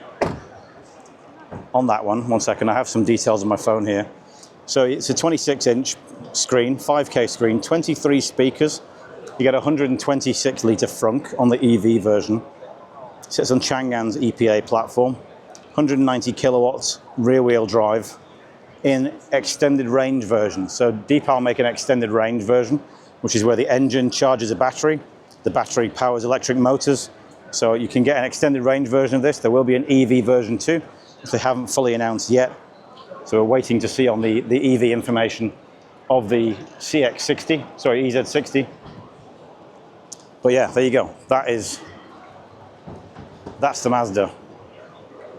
And I'm glad that they're working well with Changan and making better cars. Now let's head into Lynk Co. I won't spend too long on Lynk Co's stand because their big reveal or their big announcement here is the Lynk Co 900. We've got a full review of that on the channel, which is this one. I'll give you a quick overview of it. Plug-in hybrid, you can get up to 3 motors plus the engine in here. You can get a 30-inch 6K screen in the front and a 30-inch 6K screen in the back. Those second row seats can rotate to face backwards. So I can show you that over here. A lot of executives from other brands taking a look. This one has got the seats facing forwards. The one over at the back here, hopefully they've got the seats facing backwards. Let's see. No, they're still facing forwards, but you can rotate the second row seats to face outwards so that you can put your baby into a seat, for example, really easily. Or you can face backwards so you can face the third row passengers. It's a super luxurious car. Looks similar size to a Range Rover. Looks a bit like a Range Rover, but is full of luxury materials, 31 speakers, 1.4 surround sound. Very powerful, about 800 horsepower or something like that, 650 kilowatts of power, I believe. So super, super, super powerful and a wonderful car. But as I said, I'll save that for the review. You can check that out. Now, of course, we've also just reviewed the Zeekr 7 GT, or 007 GT, as it is here in China. This is a super sexy looking car. Let's look at the purple one, because this one is probably the best colour to show it off. We've got another robot here, by the way. This is Unitree's robot dog. They've got a Unitree robot on the stand here somewhere as well. But there you go, that is the 007 GT. Comes with the same Stargate on the front. You won't get that in international markets. You'll just get a black panel. But looks really sleek, lovely big 21-inch alloys. I think they're 20-inch alloys. Lovely interior too, with a screen that I think actually tilts different directions. I'm not 100% certain. But yeah, again, we've reviewed that one, so I won't go into too many details of it. What I will go into the details of this one, This is the Zeekr 009 Grand Collector's Edition. It's the most expensive Zeekr currently. So it's the 4-seater. Comes with a 43-inch screen in the back, 24-way adjustable rear seats. It's got a flower in there that was once traded for gold because it was the most expensive flower in the world. They got a perfume made from that flower. Now, this interesting features, okay, the wheels there, they are hand polished, also laser etched, 240 lines on there to make them kind of shine and glimmer in the light. This gold stripe along the side here, that is hand painted. It takes 30 hours to do, 16 different processes, just to create that gold stripe right there. The whole point is exclusivity. And this, that's real gold, 3 grams, 24 karat gold there on the front. So this one's a super exclusive version. And also the carpet in the back. The carpet down there, that's made from alpaca wool, from young alpacas living 4,000 meters above sea level in Peru. Now, there's got this, which is the Zeekr 9X, and I'll show you that front grille there. They call this the Hangzhou Bay Cullinan. I did reference that earlier. This is basically what I would call off design. It's like, it's so in your face. Massive 22-inch alloys. They're hand polished as well, by the way. I think they've got the rotating logos that stay the right way up. Check out the lights. Let me slide around here. Get you a quick close-up on the lights, okay? In there, you might be able to see they're kind of like crystally. 42,242 diamond cut facets in the lights to basically make them shimmer like a real diamond. The grille lights up as well, of course, like it does on the 009. This is Zeekr's first hybrid, so it's a plug-in hybrid. That is all one kind of piece of metal around the side there, by the way, so kind of chrome lights on the back. Sorry, chrome details on the side, what am I talking about? I'm getting ahead of myself because I'm coming around to the back. Well, the lights are not turned on. Why haven't they turned the lights on? You can see in there, those kind of crystal facets across the back there, you can see. That's part of those 42,000. I'm not touching it, don't worry. 42,242 crystal light details going there. So yeah, that is a very interesting car. It's going to have 6C charging. It will do 380 kilometers of EV-only range. I've got some more details on this car, I think, in my pocket, if I can just check it out. A lot of this stuff needs to be remembered. I don't have the details. Okay, so yeah, this one actually, interesting. This is also interesting that I remember. This has 5 LiDAR units, 5. So it comes with Geely's G-Pilot H9 suite of sensors. So you get 1 LiDAR unit on top of the screen up there. And I don't know where the other 4 are, but there are 4 other LiDAR units on this car. This one should be full level 3 autonomous capable. It's going to be launched in summer this year, and yeah, it's just a massive powerhouse. Over 1,000 horsepower on this. They haven't given us details of the motors, but over 1,000 horsepower, 4-wheel drive, 110 millimeters of suspension adjustment. It'll have ground clearance up to something about like 27 centimeters at the maximum height, something like that. So yeah, this is really a big deal. Now, only disappointment is they didn't show us the inside, which is a shame because I did want to see the inside of the 9X, sorry. Yeah, right, let's quickly dive through Geely's Methanol stand. So we've done a video on this before, the Horizon Home truck over there. You can get a methanol powered version of that. Geely has their own methanol factory here in China that produces methanol from the waste gases from other industries. This is the methanol powered race car. So the chemical compound for methanol there, CH30H, sorry, OH, not 0H. They're going to have a racing cup for methanol-powered racing cars. And yes, we are trying to get a drive of that as and when it's ready later this year. It's basically a Geely M Grand turned into a race car, but it's powered by methanol. So it's kind of it's not really a sustainable fuel, but it's semi-sustainable in that they're reusing energy that would otherwise go up into gas into the atmosphere. They can do something with that and make a fuel out of it. Now over to Geely Actual. They've got the Galaxy 8. Now we've driven the E8. They've also made a hybrid version of that, which looks very similar for the most part, but it's a hybrid, so you can do long distances with that. The difference is The interior only has a single screen in the middle there, doesn't have the 40-inch screen that goes all the way across the dashboard like the E8 electric version did. But the big thing over here on Geely, on the Geely stand, is this, which is the Geely Galaxy Cruiser concept. And this is a very interesting car. They haven't given us many technical details about it, but this car will float on water for 2 hours. It can swim at speeds of up to 8.5 kilometers per hour. Very retro, chunky off-road styling. We can zoom into the interior a little bit over there, get you a decent look at that. It looks tiny to me on the camera, but should look bigger on your screen, hopefully. It's got satellite connectivity, so you won't get stuck in the desert. You can connect to Geely's satellites up in space if you get stuck. It can also jump out of sand. So if you get stuck in sand, you can jump up out of the sand and get back onto solid ground again. It also has autonomous driving ability. It will jump over obstacles in the road, apparently. That's what the video showed us yesterday anyway.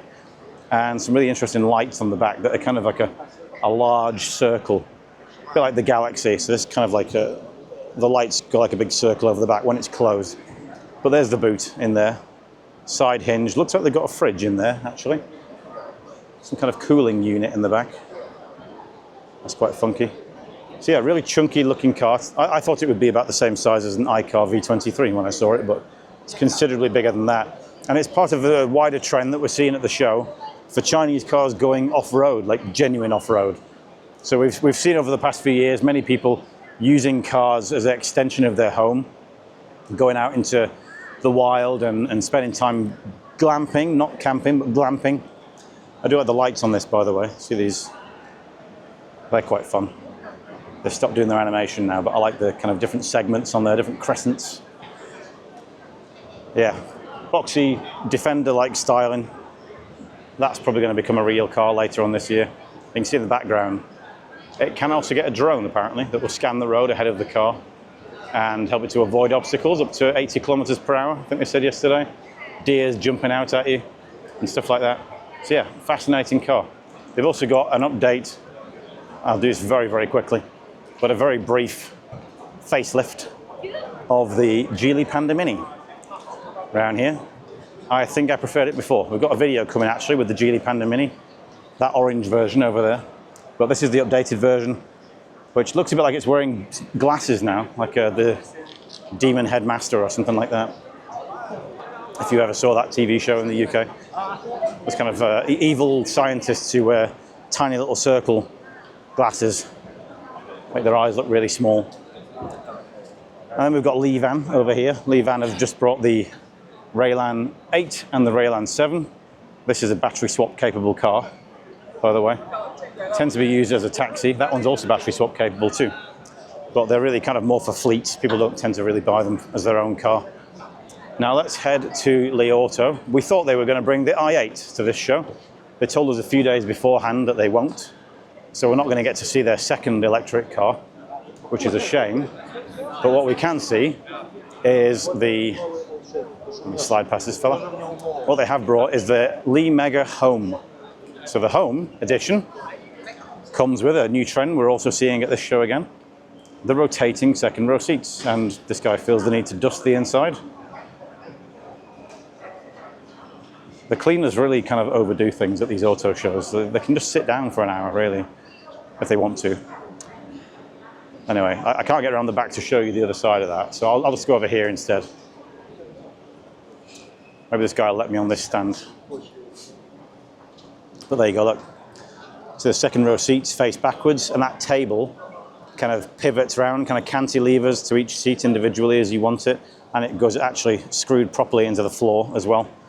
So that's kind of the updated version of the Mega Home. They've also got a Mega Ultra as well, which comes with some additional new features. I'm not entirely sure what they are, because I haven't seen much information on the Mega Ultra. But there you go, that's the Li Auto stand. We'll now head over to Lincoln.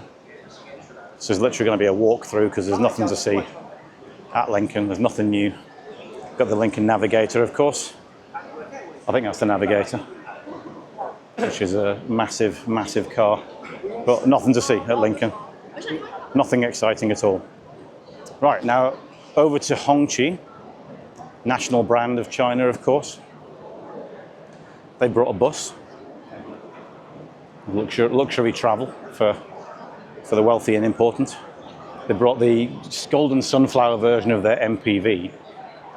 So the sunflower range is like the really premium stuff. He's chosen the exact wrong position to stand in there. Is he going to move out of the way? Yes, there we go. Give you a brief look in the back of the car there.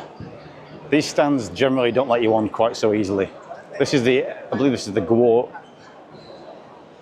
It's not the Guoya, but this is, pretty sure this is the one that the president gets driven around in. Now they finally stopped bringing us the concept, which it's just a shame because the concept's always nice to see at the show. But they've not brought it this time, so we can't make the traditional call for the president to drive a fancy car. But they brought the Guoya, which is this one. And I like that. It's got a lot of style, that, I think. But I believe it's got a 4-litre V8 or a V6 hybrid drivetrain in there, which is mad. Now, Hongqi have brought us something new, and we can get a good look at it today. It's only a concept at the moment, as you can see, but they brought us a new SUV, a new electric SUV, the HS, oh sorry, no, this is a plug-in hybrid. There is an electric one, I'm sure. There was something new. So yeah, HS9 plug-in hybrid. That's the new look of Hongqi's and where they're going. I suspect this will be massively powerful, massively spacious. It's got kind of traditional Hongqi design cues, but onto a much more modern looking body on there. And they also brought us an off-roader. So this was a big surprise. They brought us this, and I don't know the name of this. Again, it has the same look as the Fangcheng Bao B5, as the Jetour Zongheng did. But yeah, a proper off-roader from Hongqi there. Which will be quite cool if they bring that out. Let's see if we can get a good look at the front. There you go. Off-road. Big ass, chunky interpretation of the Hongqi grille. Looks almost like the gates on an old castle. But that's fun. It's good that they're kind of doing something like that. And this is the EHS9. This has probably been updated, I think. It looks ever so slightly more elegant than the EHS9 used to look. Has anything changed inside? Triple screens across the front there, plus one further down. Can't see if anybody's in the back. The dimming on that rear window is massive. Really, really stark. Really dark. Big screen in the back there. Another screen in the middle. So that's your EHS9. It's always good to just check in on it. And again, another big surprise on the Hongqi stand. They've got a flying car. Yet another flying car. Don't know any information about this one. I think the name is Tian Mo. Could be wrong with that. Tian something, but this one looks like, again, like a kind of a canopy, a module you can take off a vehicle. Let's see, actually, the animation will probably show us. There you go, look. So it's a car you can drive around in, and then the canopy will fly onto you. And then presumably the car's going to take off in a second. Oh, there you go. So it just takes the top pod off. So that's quite cool. I've said that a few times now. Now they have got a few electric cars. We've got the Tiangong 05 here. They're finally, reluctantly getting into EVs. Pretty simple interior on this though. Not the biggest screen. Very simple design. I still feel like they're not quite really, they don't really want to get into EVs. It's kind of kicking and screaming, like some of the more historical brands. Just weave my way through all these people. There we go. Also got the Tiangong 06. This might be a new one actually, because they had the Tiangong 08 last year. There's your dashboard for the 06. Looks a lot like the 05 that we just saw. Single screen. Yeah, just mild, you know, not really a big deal, you know, they're not really going at it so much. That's the Tiangong 08. So I think the 06 is indeed a smaller SUV and a new model. They've got a few of them, so yeah, that's the new model, the 06. And then they've got a cool concept over here. I think we've seen this one at previous shows. But I mean, check out the size of it. It's absolutely enormous. Let's just dive in here. Quick look at that interior. Those guys have a nice little chat in there. Now we've got some executives, probably from other brands, being shown around those cars. So that's it from Hall 6. I'll dive in. That's a Huawei stand, by the way. They've launched ADS 4.0. It's their latest autonomous driving software. Hopefully we'll get to check that out at some point in an Avatr or something quite soon. But yeah, that's it from this hall. Let's head to Hall 7. Alrighty, here we are in Hall 7. We're only 4 halls down and I've already run out of knees and feet to keep going here. Now, there's not going to be a huge amount to talk about in here because most of the brands are really high-end brands like Bentley, of which you can very clearly, easily find information about. And they tend to not really let you on the stand anyway. This one's a Mansory stand. So that's got a really horrific looking bonnet on there. Mansory, just tasteless upgrades, I would say. But I don't have shed loads of money, so maybe I'm wrong. So we'll leave those guys behind. We'll head to Mini. Mini don't have anything new, I don't think. Got the cool Mini Cabrio, that's all right. The electric Mini Cooper. I think that's the electric one. The Mini, what's this one? This is the John Cooper Works Countryman. People just wandering around. Quite chunky, this, all 4. I do like the dashboards on these, I have to say. I like the circular screens and the kind of the rubber strips on the dashboard. Those look quite spacious, but you know, Minis are not Minis still.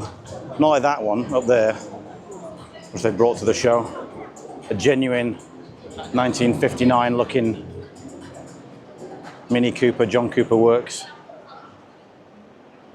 Still, wouldn't mind trying one of these if at some point the opportunity comes. That's the Mini Aceman over there, but nothing new at Mini, so I won't go into too much detail about that. What I will do is head over to BMW. These ladies decided to all come at me at the same time.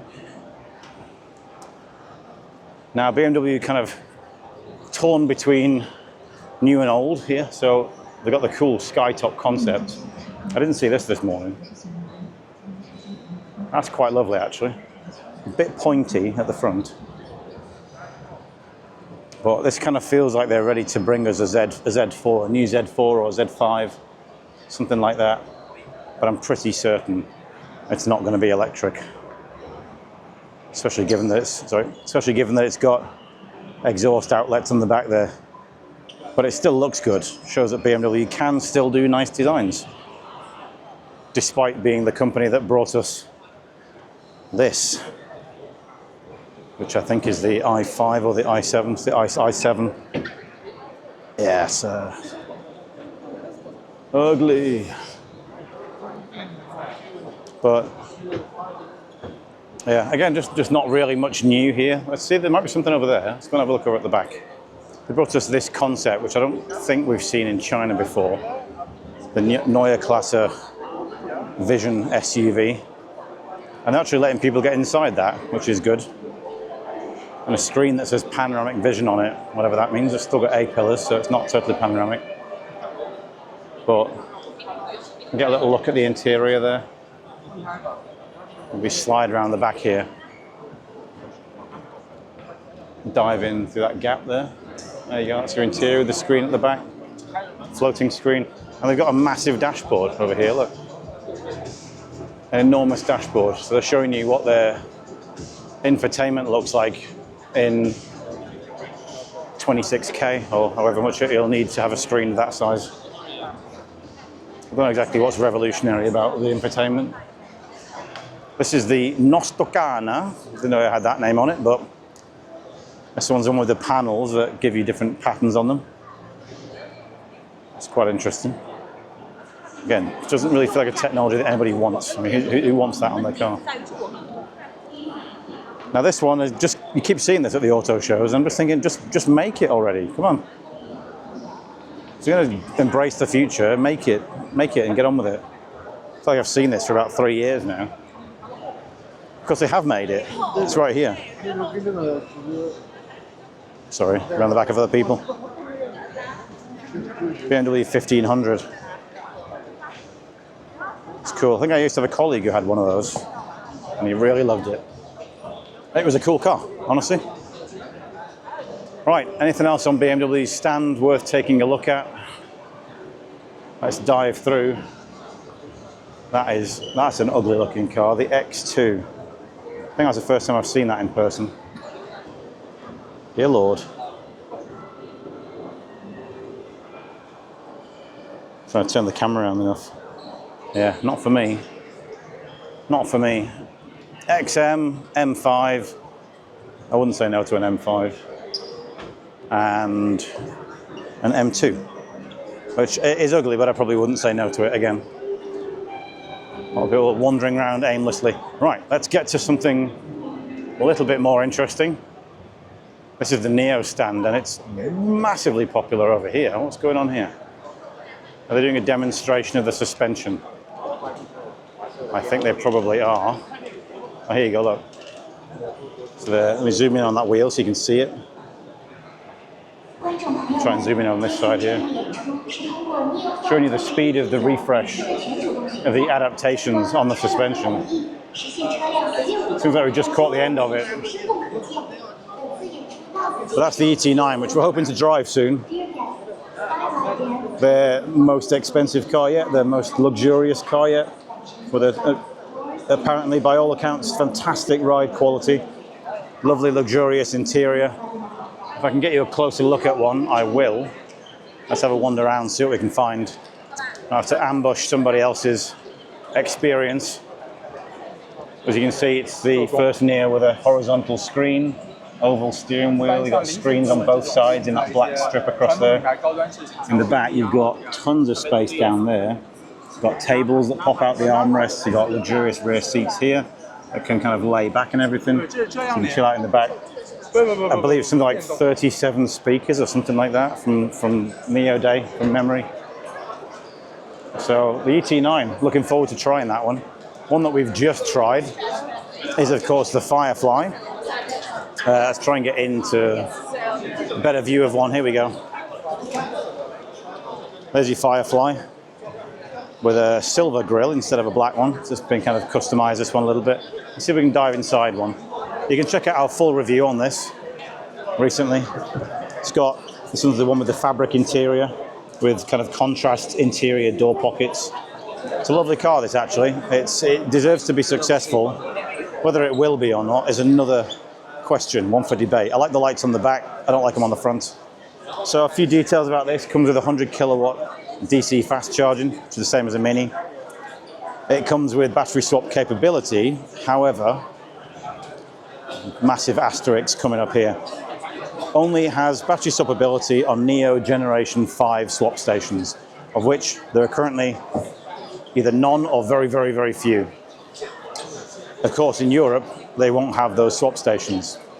And I think they're going to be reluctant to build them, given that they need to sort out their finances this year. And equally, it takes a whole year to get a swap station approved in countries like Germany, for example. So it's just not cost effective. So they're probably going to be using this as just a normal charging electric car. 105 kilowatt motor on the rear axle. Still get a good amount of boot space in there, 350 litres, 400 up to the roof, 1,250 if you fold the rear seats down. You get space under the rear seats.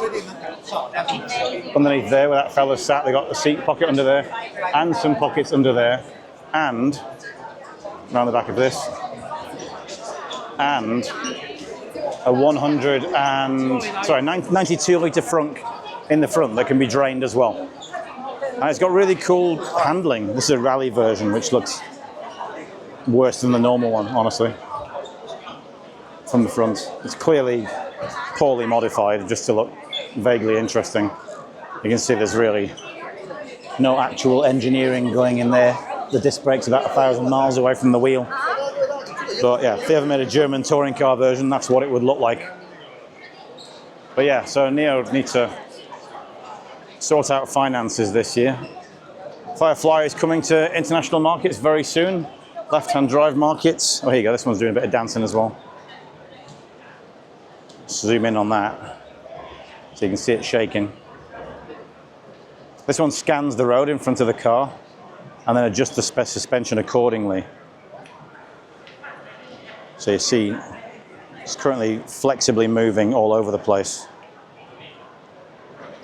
This seems to be the suspension experience section.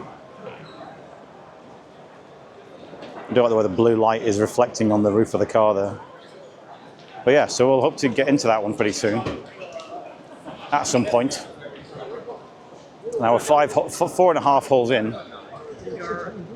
Let's dive over to Great Wall Motors. We'll start with Suo. Can we go in here? Let's see if the letter's in. Go in.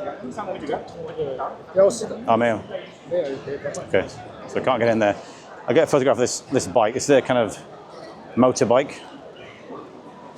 It's a bit like a Harley Davidson. No, it's more like a Honda Gullwing, I think. So that's quite funky. We've got an SUV at the back as well. This one's done in police colours there. So we're hoping to also try one of those at some point, but we'll see. We'll see whether we can get one or not. Now, it seems like, for some reason, they've blocked off the entire stand. I know Great Wall have got a lot of foreign media here at this event, so maybe they're getting in up close with all the cars. We didn't come with Great Wall. We paid our own way. So we don't get the access. They're staying in a very cool hotel, by the way. It's built into an old quarry. And the floors actually go down. So you enter on the ground floor. And then the 15th floor is 15 floors down, not 15 floors up. Now, the big thing I want to point out, there's a big celebrity on the stage, I guess. Maybe Lei Jun or someone like that. Let me check this out. This is, everyone else is going to EV. Great Wall have just made a brand new 4-litre V8 engine there. That silver one in the middle. So yeah. Excuse me, where are you from?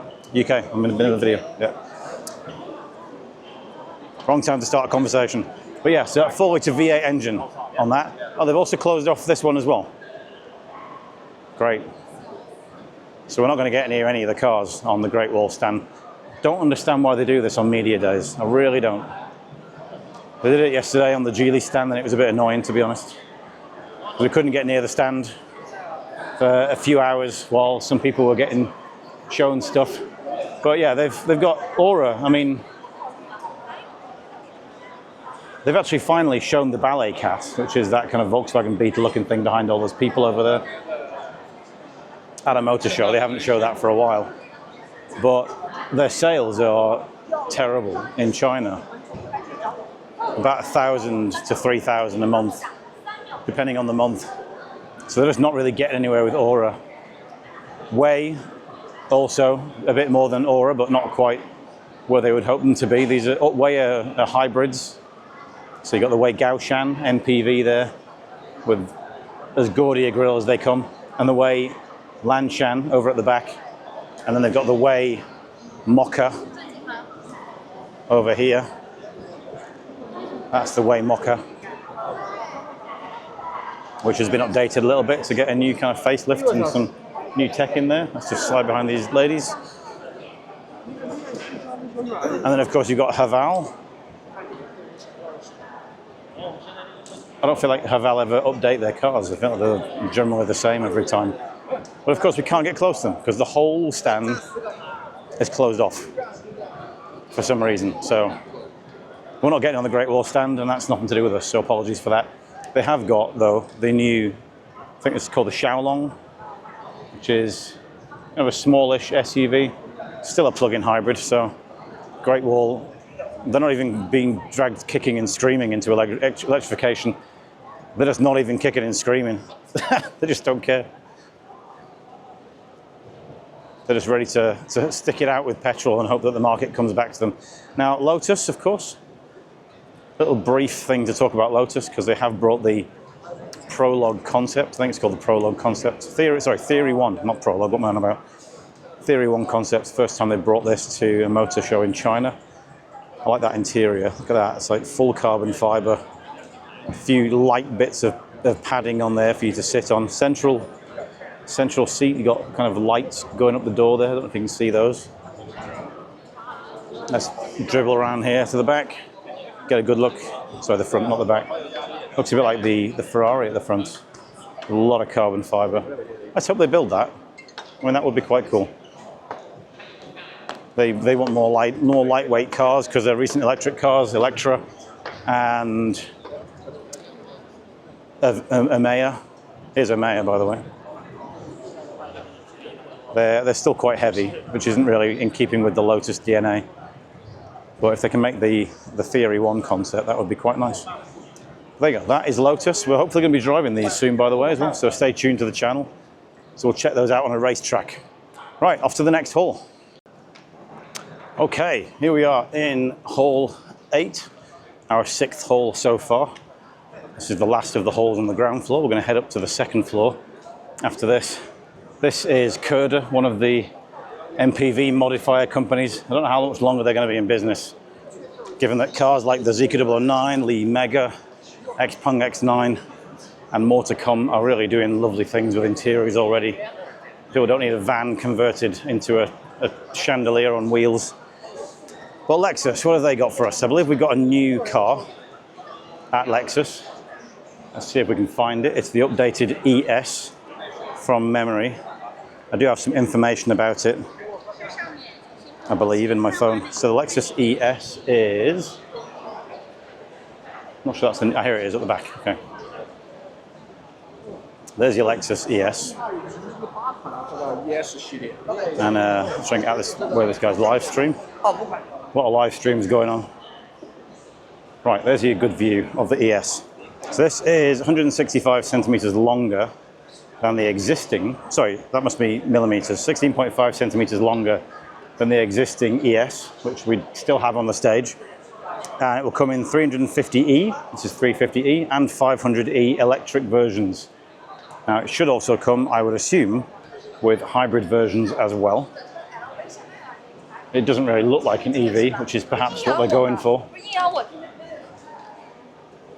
They don't show us the interior on this.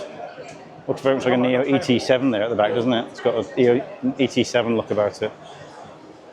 Can't really get you a good shot of the inside. There's a kind of look at it. Can't tell you how much my legs are killing me at this point, by the way. But yeah, that's the ES from Lexus. Let's see what else we can find. This is the GR-MN. So they've got a kind of a Phoenix brand or something like that. And it looks like a sporty version of that SUV. They're all behind glass. So there's an old-fashioned version. UWG60. I mean, it's kind of cool, honestly, actually. Debating what I think about it. That's obviously an original over there, and this one as well, a VG40. That one feels like it's still... It might still be a historical model, but it kind of looks... No, 2018 to now, so yeah, it is an existing model, okay. And then, of course, the LC 500 hybrid. So, interesting news about Lexus, if you didn't know. But they are going to be the second car company. There we go. Lexus are going to be the second car company to have a wholly owned factory in China after Tesla. Tesla's factory must be about 10 years old now. They were the first company to wholly own their factory. So as I've already explained, the foreign brands used to have to do joint ventures. So their cars are built in factories by other brands. So Jaguar Land Rover is with Chery, for example. Audi and Volkswagen with SAIC and FAW. And Lexus is going to have their own factory. So they're going to make cars in China in a factory owned completely by themselves. So we've got here a Toyota BZ5 City Go concept. So it very much looks like a Toyota in the current design language. This one, of course, does come with LiDAR on top, so it should have some autonomous driving capability. Interior, this is going to be built on someone else's platform, I believe. They have two joint ventures in China. I can't remember which ones they are, honestly. I think we've got Dongfeng and maybe GAC. This feels like it's based on the BZ4 in terms of that overall interior look. Big long dashboard there. Bit of space under the middle. Still feels like a Japanese car in the way that it looks. It just has a slightly old-fashioned vibe to it. I do like the head-up display kind of sticking out the dashboard there, though. I mean, they look neat, actually. The styling is quite cool on these. I'm a big fan of the styling. That one is a full BEV, full electric car. They have a few, I believe, on this stand. This is a recently released BZ3X. This is based on the Ion V SUV. And it's a 6-seater, I think. No, it's a 5-seater, I'm wrong. This one actually though, look, this guy's got, hang on, let's just dive in the back here. This guy's got a projector in the back of the car, plugged into this mount on the roof here. So he can chill out, they can lie those front seats down and watch a movie in the back of their car. If you don't want to do that at home, you can do it in the car. Super, super cheap this, 100 and something thousand RMB. Fully electric, really affordable, and it seems to have gone down quite well. At least the sales numbers sounded good at the start, but I haven't seen any on the road yet. Now, a few more concepts. BZ7. There we go. I think I have some information on BZ7. Just give me a moment to check it. This one is with GAC Toyota, and it's the first Toyota to come with Harmony OS, which is Huawei's operating system inside. Now, I don't think it's going to come with Huawei's autonomous driving system. Could be wrong, but there are no ADS symbols on it. Let's see if we can have a quick look at the interior. There's your interior, bit of wood in there, nice screen, lots of Huawei speakers. It does, to be honest, quite long, quite graceful. Not sure which car that is based on, because GAC don't do a long car like that. So that's interesting. We'll have to see what platform that one's based on. Anything else around here? 4X, that's, everyone's seen that one before. So that's the GAC one. I think they have another one with FAW as well. Now, standard Toyota, of course, you get the Granvia. I think this one's called. You've got the Alphard.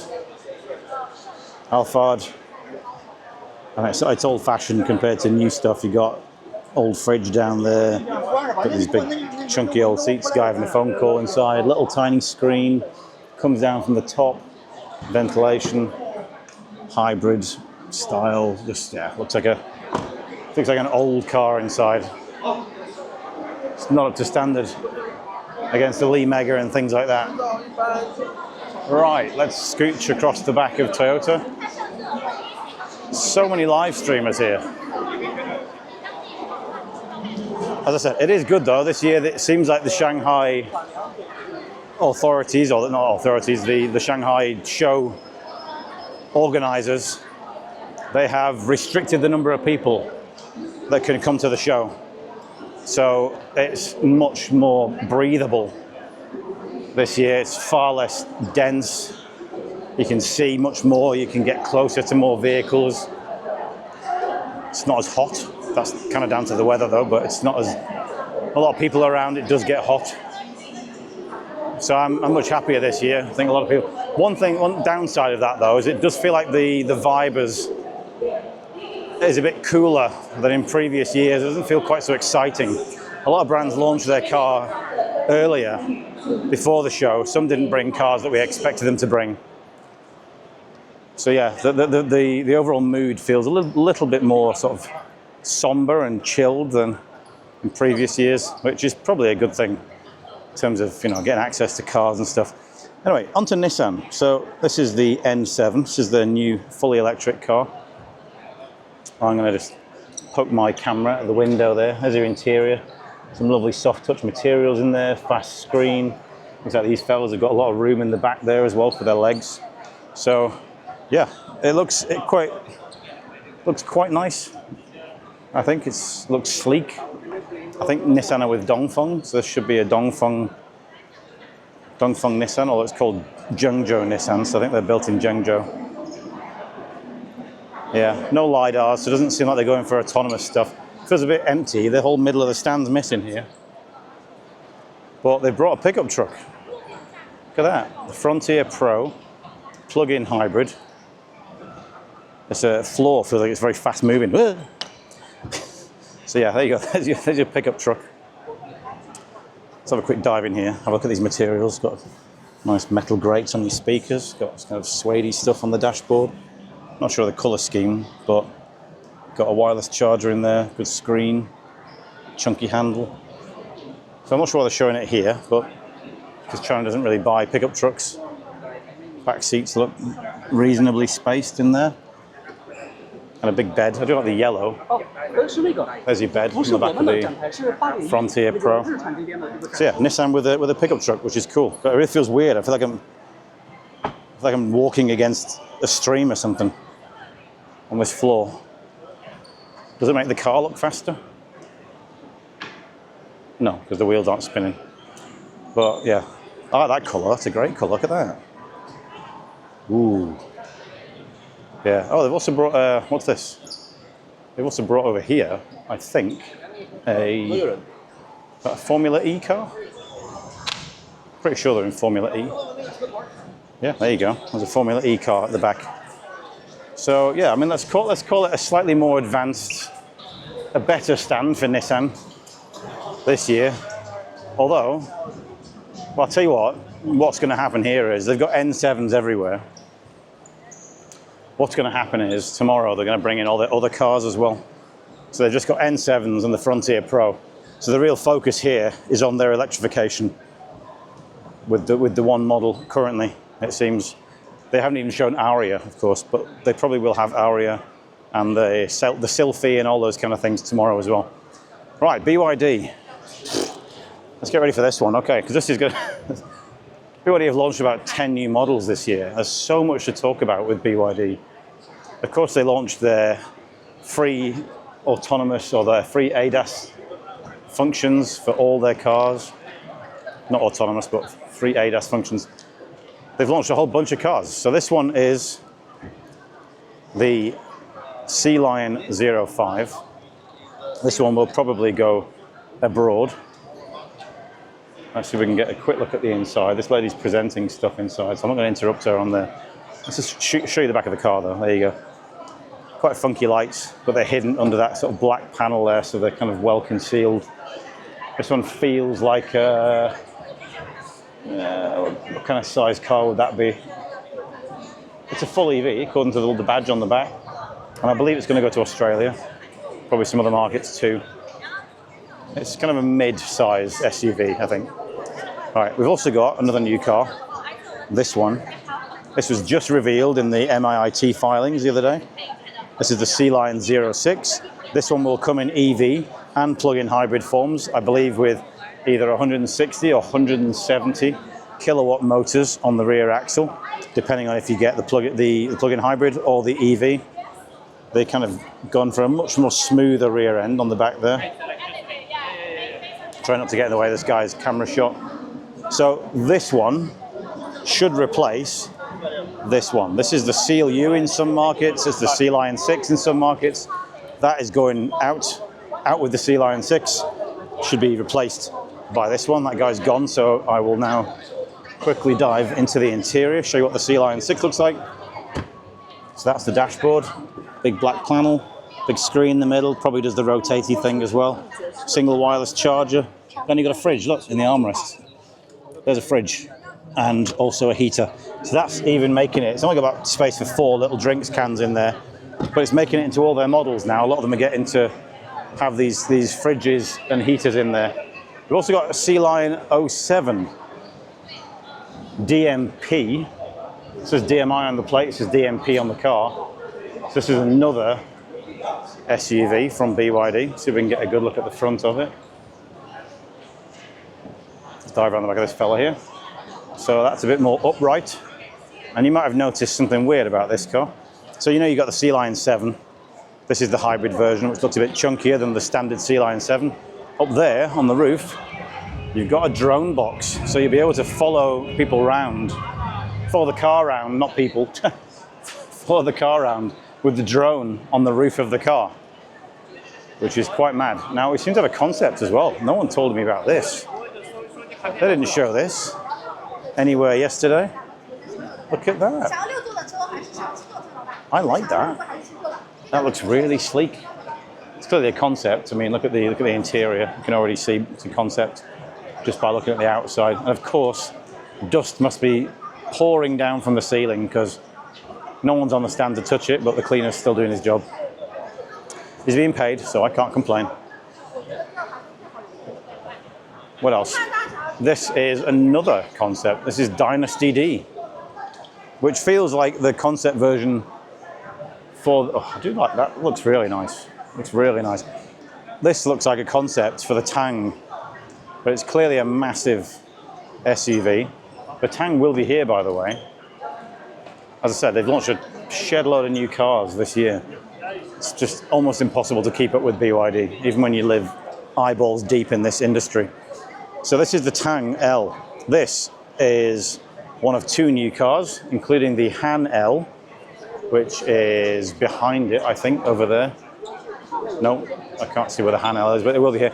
This one will do megawatt fast charging. So BYD stunned the automotive world earlier this year by announcing 10C charging on a 100 kilowatt hour battery. So 1 megawatt charging, 400 kilometers of range can be added in 5 minutes. This one has kind of a new look face. Wheels look a little bit small on that body. It's a big SUV. And again, you can get that with a drone that will follow you around. So you can record your adventures on the street.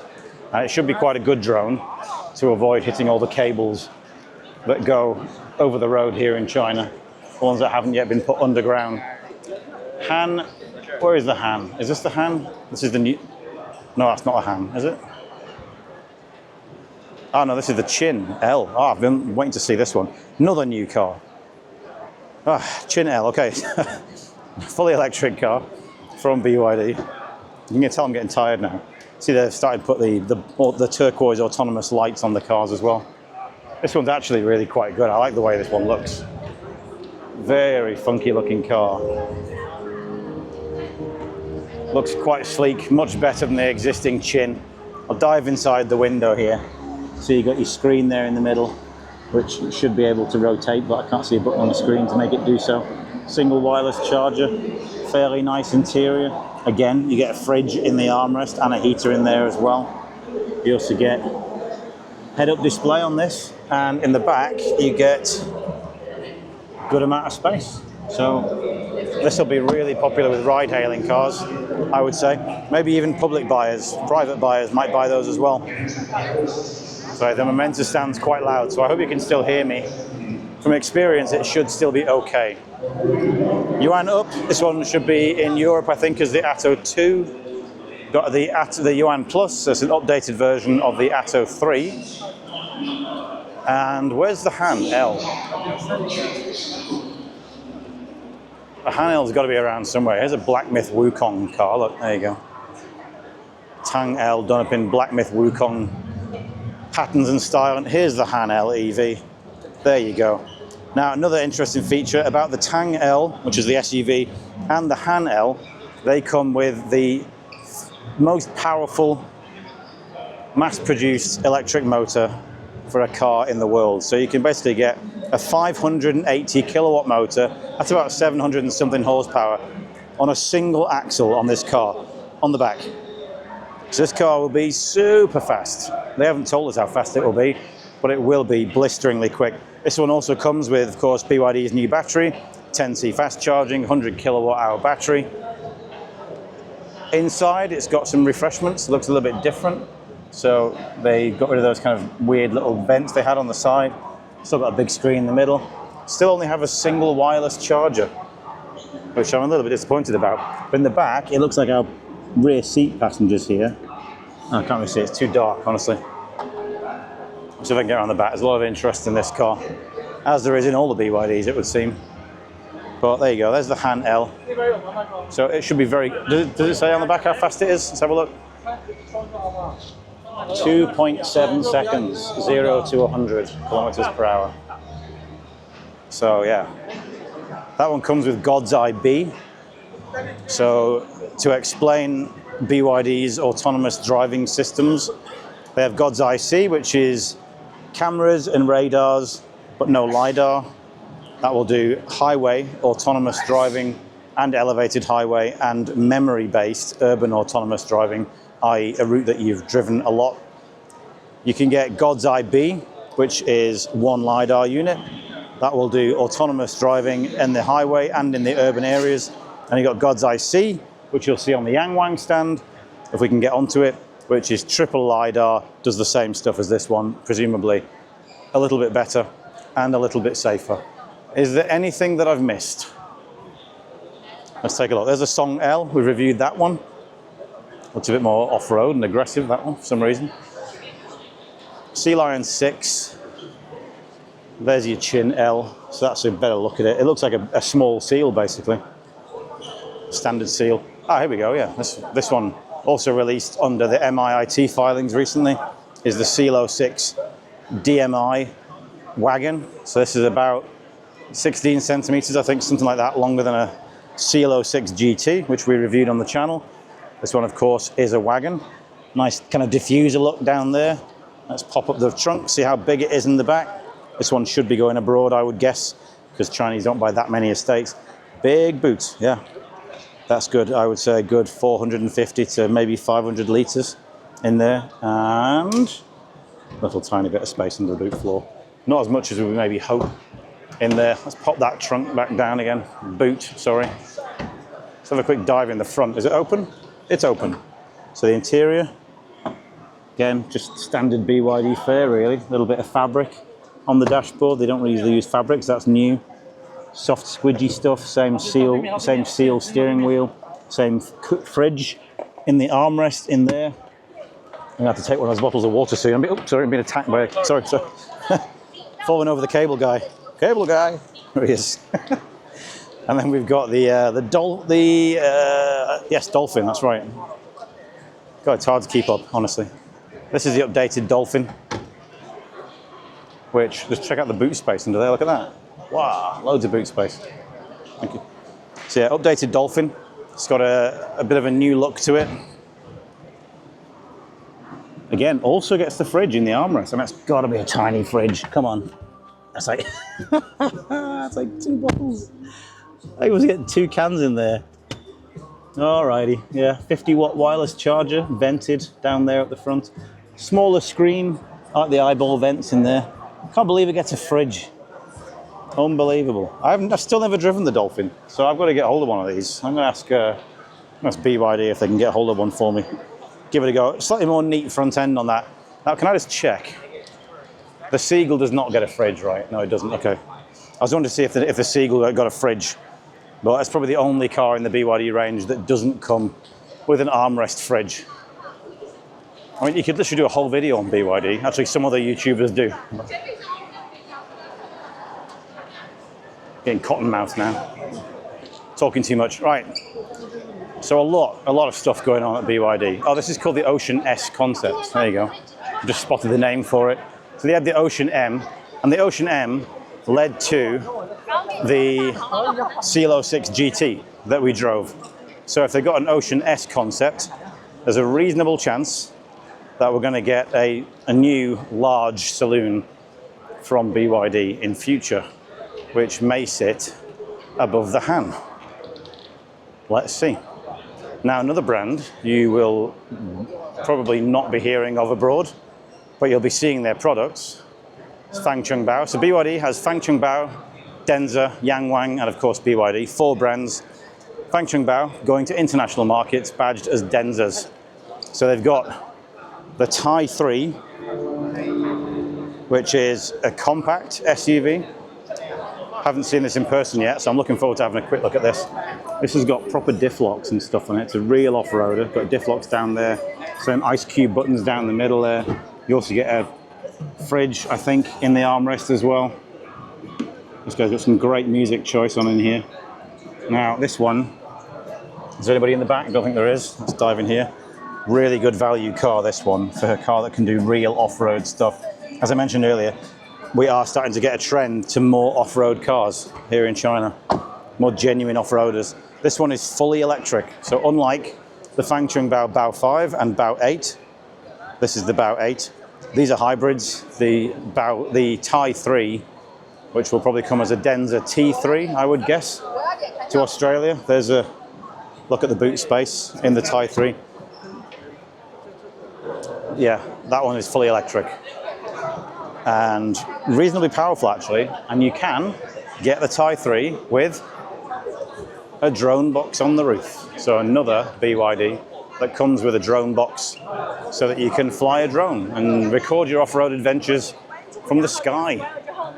Now the B5, we've done the Denza B5, Fangcheng Bao 5. We've reviewed that on the channel. It's a bit old now, so it's not the newest thing. This is the Bao 8, which has been tuned, it seems, to make the kind of the cyberspace look that we saw earlier. Limited edition. This one comes with a triple LiDAR setup on the top. The Fangcheng Bao cars, by the way, they use the Huawei ADS system. So BYD, Denza, and YangWang all use the God's Eye system, but Fangcheng Bao uses the Huawei system. So there you go. That's going to get the. To be honest, it's probably going to be better than the BYD system, but we'll have to see. Right, here's YangWang. Can we get on the YangWang stand without queuing up? Because we've got a new car from YangWang. Their sales are not that great. They're down to about 200 a month at the moment. We should be able to get on. There doesn't seem to be a queue. There used to always be a queue for YangWang, always. So it's kind of a sign of the reduced number of people they've got. There's the U9. Ah, looks good in that red. What a fantastic colour that is. Well, let's go and check out the U7. Last time we didn't get to see the interior. Now, I'd love to hear your opinion on whether what this looks like. Whether you like that front end or not. I think it's too pointy for my liking. YangWang just doesn't feel that elegant, if I'm being totally honest. But check out the interior. Looks like the YangWang U8 interior. Curved screen embedded into the dash. You get a screen on this side as well. Screen on the other side. You get a fancy big sound system in there. You probably get a fridge in the armrest or in the back, somewhere like that. Yep, you get a fridge down there in the back. A lot of space. Can we get into the other side? Are they doing a video in here? Let's see, is she doing a video? We got a light in there, so I'm not going to interrupt those guys. So I can look in the back where this guy's looking. There's a look in the back of the car. Just dive the camera in there. So you see you get tray tables that pop out here. Rear screens as well. As I said, this one's got a connected center console compared to the last one. This is a 4-seater version, which means you can probably recline these seats quite a lot. You get armrests and little screens in there. You get real wood, kind of polished wood in the door. And yeah, looks very low to the ground. That one's going to come with all that fancy suspension. You see it all on this model here. This stripped out model. Quick look at the dashboard in there. This one will do basically what the Nio ET9 will do. So I think it's called Dissus Z suspension, I think it is, which is BYD's most expensive, most fancy suspension that keeps the car nice and flat. I think the U8 also has it. And speaking of the U8, we've got over here the U8L. She's filming on that side, so I'll try and go around this side here. This is a long wheelbase version of the U8. This one's a 6-seater. Slide around the back of this lady here. This one's got massive wheels on it. I think they're 23-inch, if I'm not mistaken. Let me have a quick look through there. Can't see the size.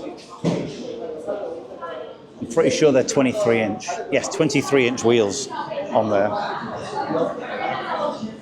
It's a long wheelbase version. Presumably you can get a 4-seater with even more space in the back, but it's a 6-seater. This one, I believe, will go down a storm in the United Arab Emirates and places like that. Looks as brutal as the normal U8, but of course comes with triple LiDAR setup. So the God's Eye A. Is it A or C? A, I think it is. C is for the smaller cars. Yeah, so this U7, coming back to the U7, it will have, I believe, 3 or 4 motors, well over 1,000 horsepower. It's going to be rabidly fast. Should be really, really smooth, as and when we ever get a chance to drive one. We shall see. Let's go, let me out here. Yes, thank you, Tricia. Alrighty, what have we got? Now, Denza. Oh, here we go, here we go, here we go. Denza have got a car that I want to show you. That car is Not at the front of the stand. I must be at the back. That's why everyone's crowding around to the back. So Denza, as I mentioned, another BYD brand here. There's already filming there and just walked in right into the shop. Here you go. There's the Denza Z. That's nice, isn't it? It's got kind of like hints of Lotus mixed with, it's got slightly Lamborghini-like headlamps there. Now, of course, this debuted as a concept car in Beijing last year under the Fangcheng Bao brand, but Fangcheng Bao is an off-road car brand, whereas Denza does other things. So we haven't got too much information about the Z just yet, but it looks pretty wonderful, I have to say. Looks great blue color with the yellow hints.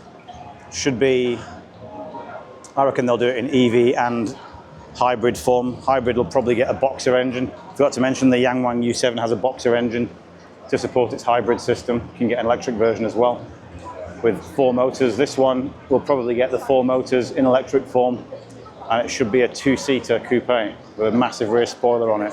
So that's exciting stuff from Denza. Finally being unleashed now that they're away from the ravages of being part owned by Mercedes. So they've also got here the Denza D9, that's getting on a little bit now.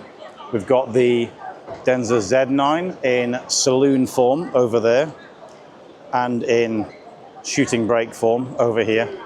Still hoping to review this at some point as well and go into the details of it, because it's a curio, this one. A lot of interesting things in it that you can debate whether you want them or not, or whether they're a good idea or not. But just dive the camera in the back there. There's your rear seats. You can get it in 4 and 5 seat form, I think. Electric doors as well. Bunch of screens. Got a fridge in the back. It's got a pretty feline, aggressive front end. And we've also got the N9. I can show you the N9, which is behind a rope here. Let's go up to this one at the back. So the N9 is a competitor for the Lynk Co 900 and the AITO M9/M8 models. This one is a 6-seater SUV, as you can see. Also comes with a screen that folds down from the roof up there. Comes with luxurious second row seats, and you can move them inwards and also move them backwards using these switches here. You've got a large screen in the front and a screen embedded in the dashboard side for the passenger. Pretty decent sound system, should be DVLA French premium sound system in there. Lots of high-end materials. You see in the rear seats there. Let's just dive that gap. There's your rear seats. I think they come with heating, but not with massage functions, and you get a lot of speakers, and just sliding that camera through the gap there, it's not easy. So there you go, that's the Denza N9 SUV. That one comes with the E3 system, so you get triple motor setup on the D9. And again, we're going to try and hopefully drive that one soon. If I can get all of these cars that I want, I'll be pretty happy. But let's see what we can do. Right, that's the end of Hall 8. Let's get my breath back and head to our final 2 halls, 6.2 and 5.2. Alrighty, here we are in our second to last hall. If you've made it this far, congratulations. Solid effort getting this far into the video. Now let's have a quick look at Voya. So Voya have got their new updated Free. Sorry, the camera's pointing in the wrong direction. So the Free Plus. Now what's different about this is you get this shiny light up grille at the front there. A more softer looking front end. I believe this is the electric version of the car, but they also have an extended range version of it as well.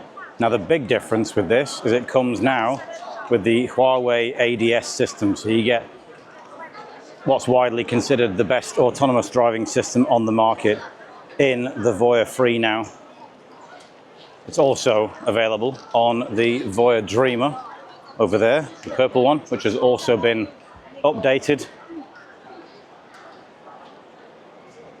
I think they call it Shanghai here in China, but this is a luxury 4-seat version. So you see we've got a big screen in the back there, which actually looks like it's been projected onto it. So I'm not 100% certain that that one isn't a concept, because that screen didn't really look, that screen didn't really look like a a high quality screen. Right, what else have we got? Also here, so actually this is the Dongfeng stand, not the Voya stand.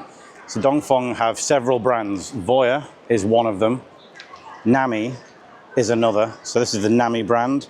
They've got the Nami 01, which is like a small family car. This one's a 06, which is a more boxy SUV. That lady's filming in the background there. So this one's actually, oh, I thought it would. I knew it. It's got a drop-down tailgate, split tailgate. See, let me just put this boot lid down here quietly if I can. I wondered what that thick line was for on the picture that I had, and now I know what it's for, because it's a split tailgate. So there you go. So you get a proper like rubbery carpet in here to do some really rugged off-road stuff. I'll try and get a look at another one because this lady's filming. I don't want to interrupt her in there. Voyage YangWang, it's been updated seemingly a little bit. We've filmed that one before. We haven't filmed the Voya Courage over here, so we need to try and film that one at some point. Let's cruise across the stand. We've got the EPI 008 over there, which we've filmed before. EPI is another Dongfeng brand. Another Dongfeng brand is Forthing, which is this one. It's the Forthing S7. That's the most aerodynamic mass-produced car in the world. Little known fact. So there you go. There's another Forthing S7. They've also got Mengshi. They've got a new car, this one, which is the 817. So the 917 was the first one. This is the 817. Actually, this one might still, yeah, this is the 817, yes. So not entirely sure what the main differences with the 817 is yet. I haven't seen any details of it. They've also got Aeolus, so yet another brand. So that's, what have we got? Voya, Nami, Forthing, EPI, Aeolus, and Mengshi. So at least 6 brands. Now this one, by the way, is also going to be rebadged as a Headmos. So yeah, if you're getting confused right now, let me try and explain. A Headmos is a conjugation of head and most, and it's going to be basically built by, or for Stellantis, I think, for Peugeot and sorry, no, not Stellantis, Peugeot and Citroën. Anyway, this is the Mengshi M817. Let's see if we can get close enough to look at one inside. So I want to see if the 817 has the same handgun handles inside. It does. So you see over there, look, I'll look on the other side.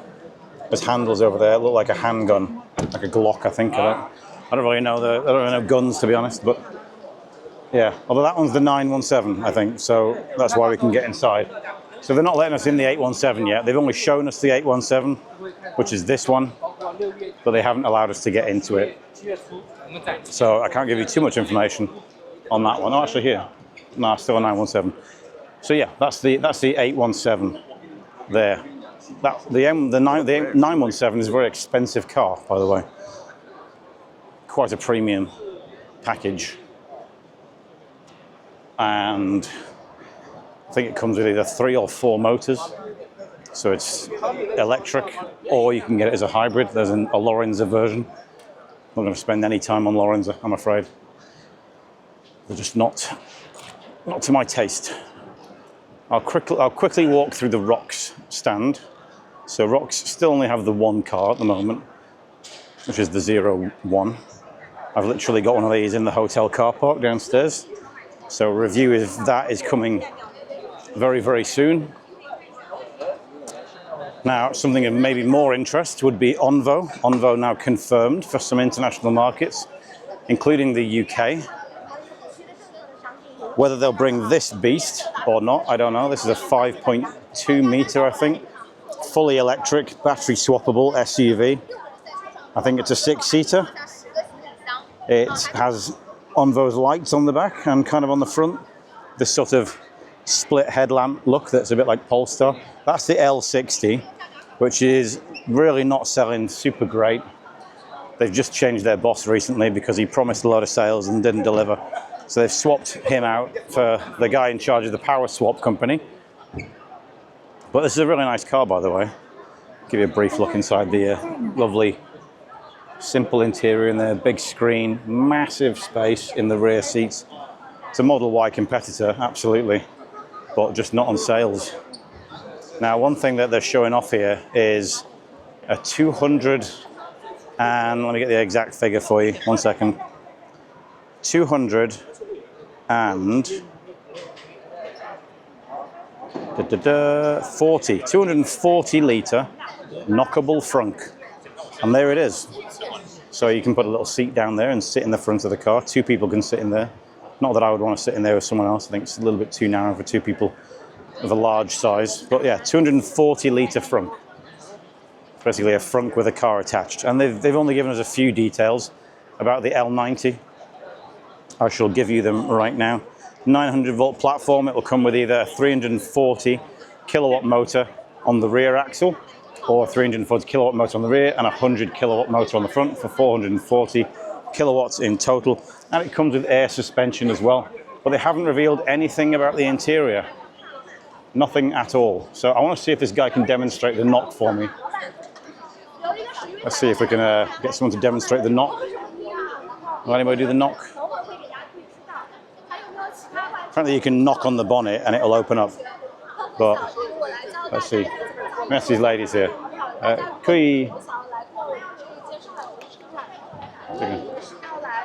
Sorry, just bear with me. This lady's going to try and do it. Okay, okay. I want to show the knock trick. And I'm pretty sure I can just step into the stand and knock on it, surely.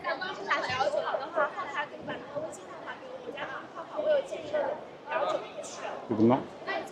Sorry, just bear with me 1 second. The knock? Can you do the knock bonnet? Yeah. Yeah, just want to show it on camera, thank you. Okay. Okay, yeah.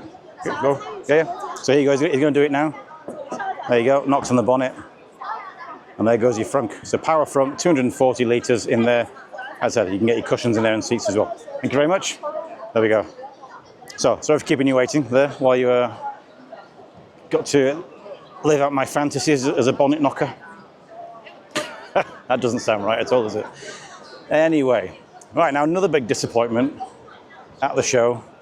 We really hoped we were going to get the Xiaomi U-Qi or U7, but they haven't brought it. And as you can see, the queue that normally wraps all the way around the stand is no longer a queue. So everyone's already seen the SU7. What I will do, actually, I will go in because I'll show you the SU7 Ultra, which we haven't driven yet, but we would like to drive.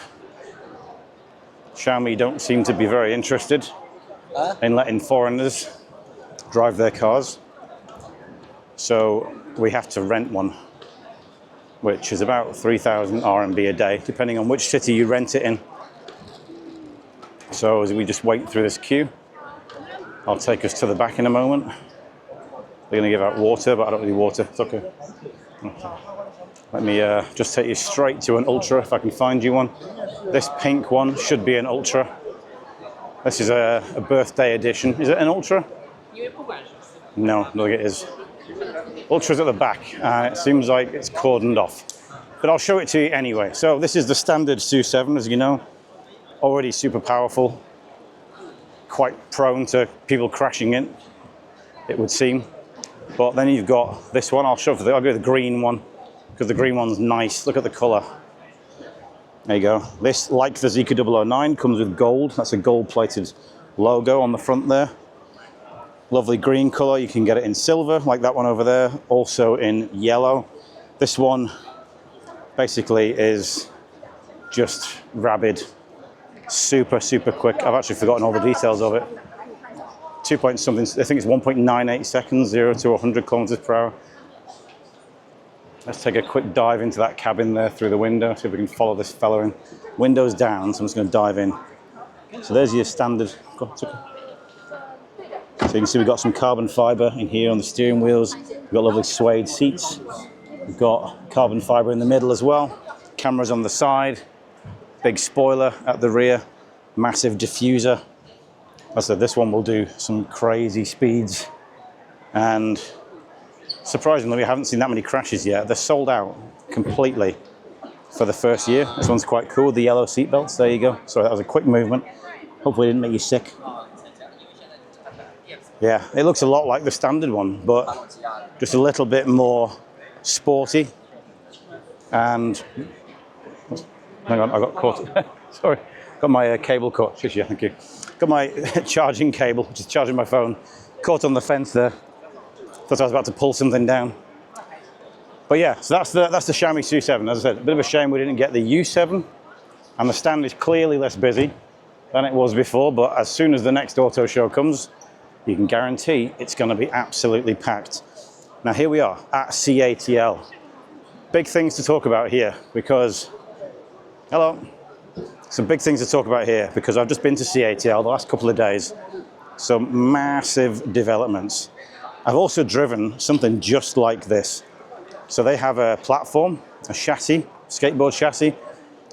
The first one was the Generation 1, that's what I drove, on a setup very much like this, literally a skateboard chassis with a seat and a steering wheel. This is the Gen 2 chassis, or the Bedrock chassis possibly, not certain. And this one comes, as you can see, there's no steering column, so it's steer by wire. This one should also be brake by wire. So I'll have a video, a very quick video, of us driving that skateboard chassis coming out very soon. But as I said, 3 major announcements from CATL. We talked about BYD doing 10C charging and 1 megawatt charging. CATL, 2 days ago, or 3 days ago, announced that they will be doing a battery, the updated Shenxing battery, which is an LFP, will charge at up to 1.3 megawatts. It will add 520 kilometers in 5 minutes, 12C charging. You'll be able to get over 800 kilometers of range on that LFP battery. So that's their LFP technology. They also announced mass production of their sodium-ion battery. So sodium is salt, basically, instead of lithium. They announced that that one will be able to, let me try and remember. That one will be able to charge, that one will have a charging density of 175 kilowatts per, 175 watt hours per kilogram, which is actually more than most lithium batteries. So obviously you've got NMC, nickel, magnesium, cobalt. That one has better energy storage, but is a bit more polluting because cobalt's not the cleanest thing to get out of the ground. And then you've got LFP, so lithium, not sure, lithium iron phosphate, F is iron. And then you've got sodium, so these sodium batteries. And the sodium batteries are pretty good in cold weather temperatures, so they can work as low as minus 40 degrees and still retain 90% of their charge.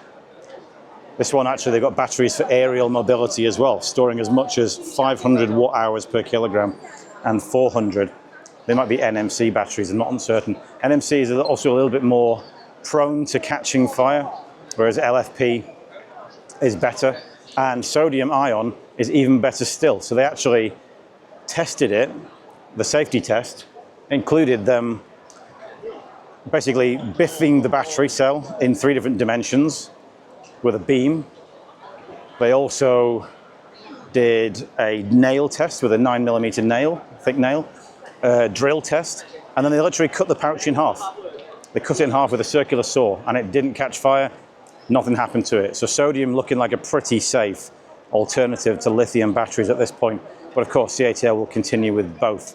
Sodium also about 421 times more prevalent in the planet than is lithium. Of course, they also do battery swapping too, so they are Nio's battery swapping partner, and they are going to be launching over 1,000 battery swap stations of their own for their Choco Seb batteries here in China. And I've got a list actually of cars that are going to come that were announced yesterday as having battery swap capability, some of which we've seen today. So the Hongqi EH7, the Qiyuan A05 and A07, the Deepal SL03, we'll see that soon. ArcFox have got a new car coming that will do it. The iCar V23, our favorite little boxy SUV, will be battery swap capable. And the Ion UT, Ion RT, Ion V Tyrannosaurus, and a new car from GAC that will be an A segment SUV. Well, I'll show you some of those cars in the next haul.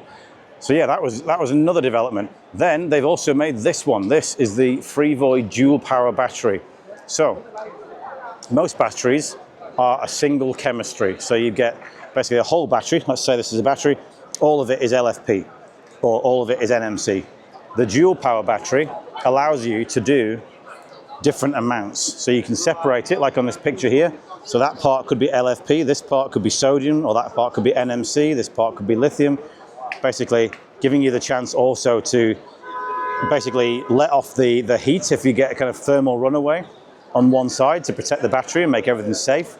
Also to make sure that you've got a battery that's capable of delivering power very quickly in high-powered cars, and the one that also can work really well in cold weather temperatures. So for example, if you have sodium on one side and LFP on the other, you can then get the best mix of power delivery to the car for all different scenarios. So this is a really interesting option, and it will give you apparently up to 1,400 kilometers of range on a single charge with the right chemistry in the battery.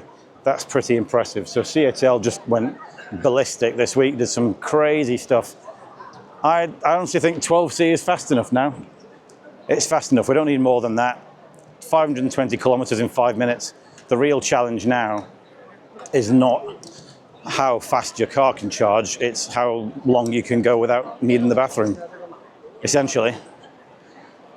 So yeah, some crazy stuff from CATL. Ford, I'll just wander through here. There's nothing new at Ford that I can see.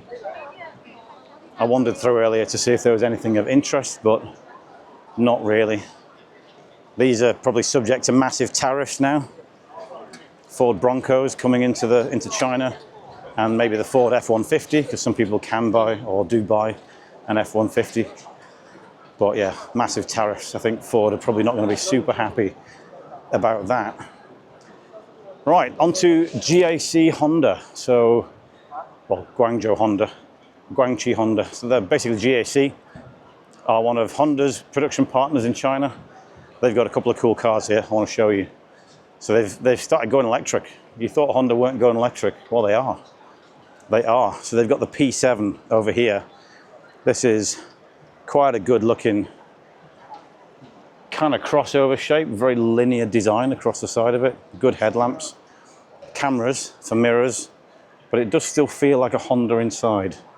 Kind of a portrait screen in there, and like a screen on top of the dashboard there. I'm not entirely certain that I like the dashboard in the P7, but they've come out with a really low price, which has forced the other joint venture partner to lower the price on their similar car, which I think is called ENP1 or something like that. Now they've also brought us this, which is the GT, and there are two versions, and I don't know what the difference is. So we've got this one. You see we've got kind of a split headlamp design with a chunky bit of headlamp at the bottom. If you go over to this one over here, we've got this Y-shaped design instead. So I don't know if they're kind of trialing two different looks or not. I don't know, but let's see if we can get a look inside this one. This really looks like a Civic, like an electric Civic. But look inside there, you got a screen in the middle. Sorry, this guy's asked me to wait one moment while they turn the car on. I think it's a concept, so it's not fully done. This one here though, this one's got a better representation. So you've got your camera mirrors there in the door. You've got a screen on top of the dashboard, got one in the middle. I'll tell you what, this is probably based on, looking at it now, I think this is based on an Ion, sorry, a Hypetech GT. Yeah, I think that's based on a Hypetech GT. There are similarities there. I reckon that's based on that, yeah. So we'll see that car soon. I'll show you the Hypetech GT. But yeah, so that's quite funky. They're going to go two electric cars. And to be honest, they're much better than this. This is the Lynk Co. This is another electric car from Honda. But that back end is challenging. That is a challenging rear end to appreciate. Haven't ever seen one of these on the road, but look, again, another car where they've got screens all over the dashboard and camera mirrors as well. So Honda seem to be going down the camera mirror route quite fervently. They've also got the ENS2 over here. This one's the Dongfeng Honda. So Honda's got both Dongfeng and their Guangqi partners on here. So that's the kind of the brother I think, to the P7. No, the S7. Yeah, this is the brother to the P7. So the P7, purple one over there we just looked at, this is the brother of that, made by Dongfeng. Dongfeng, you have many brands. So the interior, very similar overall. I'm curious what platform they're based on, because obviously those two companies are going to have their own platforms. But there you go. So exciting stuff going on at Honda. Like everybody's, avoid that guy's live stream. Everybody is fighting back here in Shanghai this year. Foreign brands are really coming at us with concepts and good products. Let's just see how many of them come to market and how soon they come. Now, Leapmotor, the second Chinese new energy maker to become profitable. They do extended range vehicles and electric ones. This is their new one. This is brand new. So this one was launched about a month ago or two.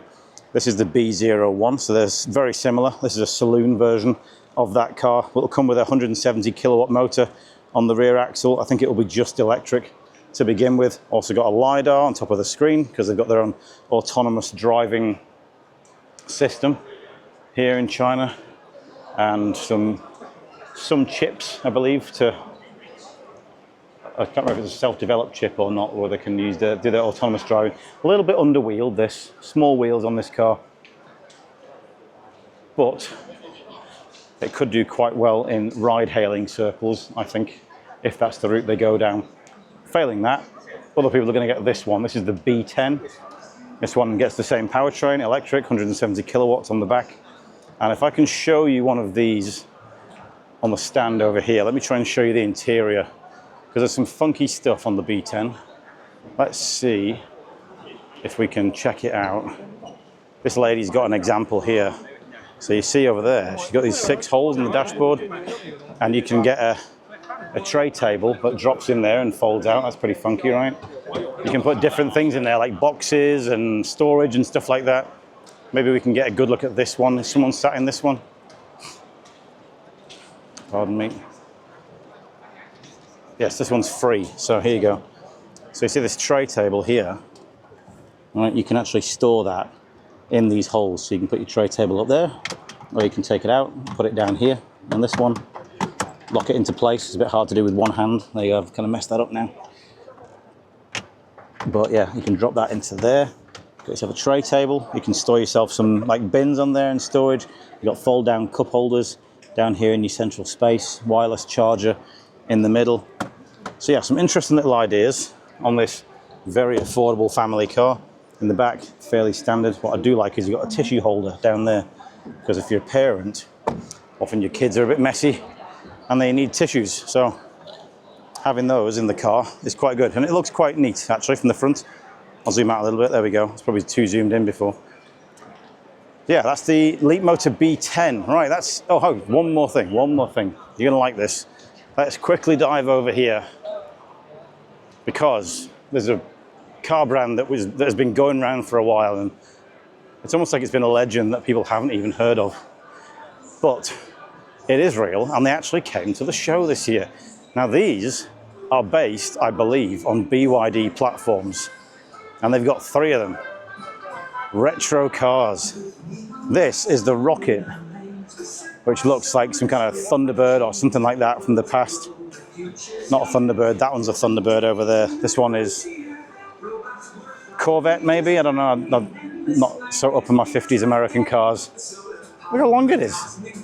Really long car, 580,000 RMB. These are all handmade, by the way. This is the Songsan. So the SS, that one looks like a, got some nice 50s music here. So that one looks like a Thunderbird, I think it is. And we've now got this one here as well. This one's called the Summer.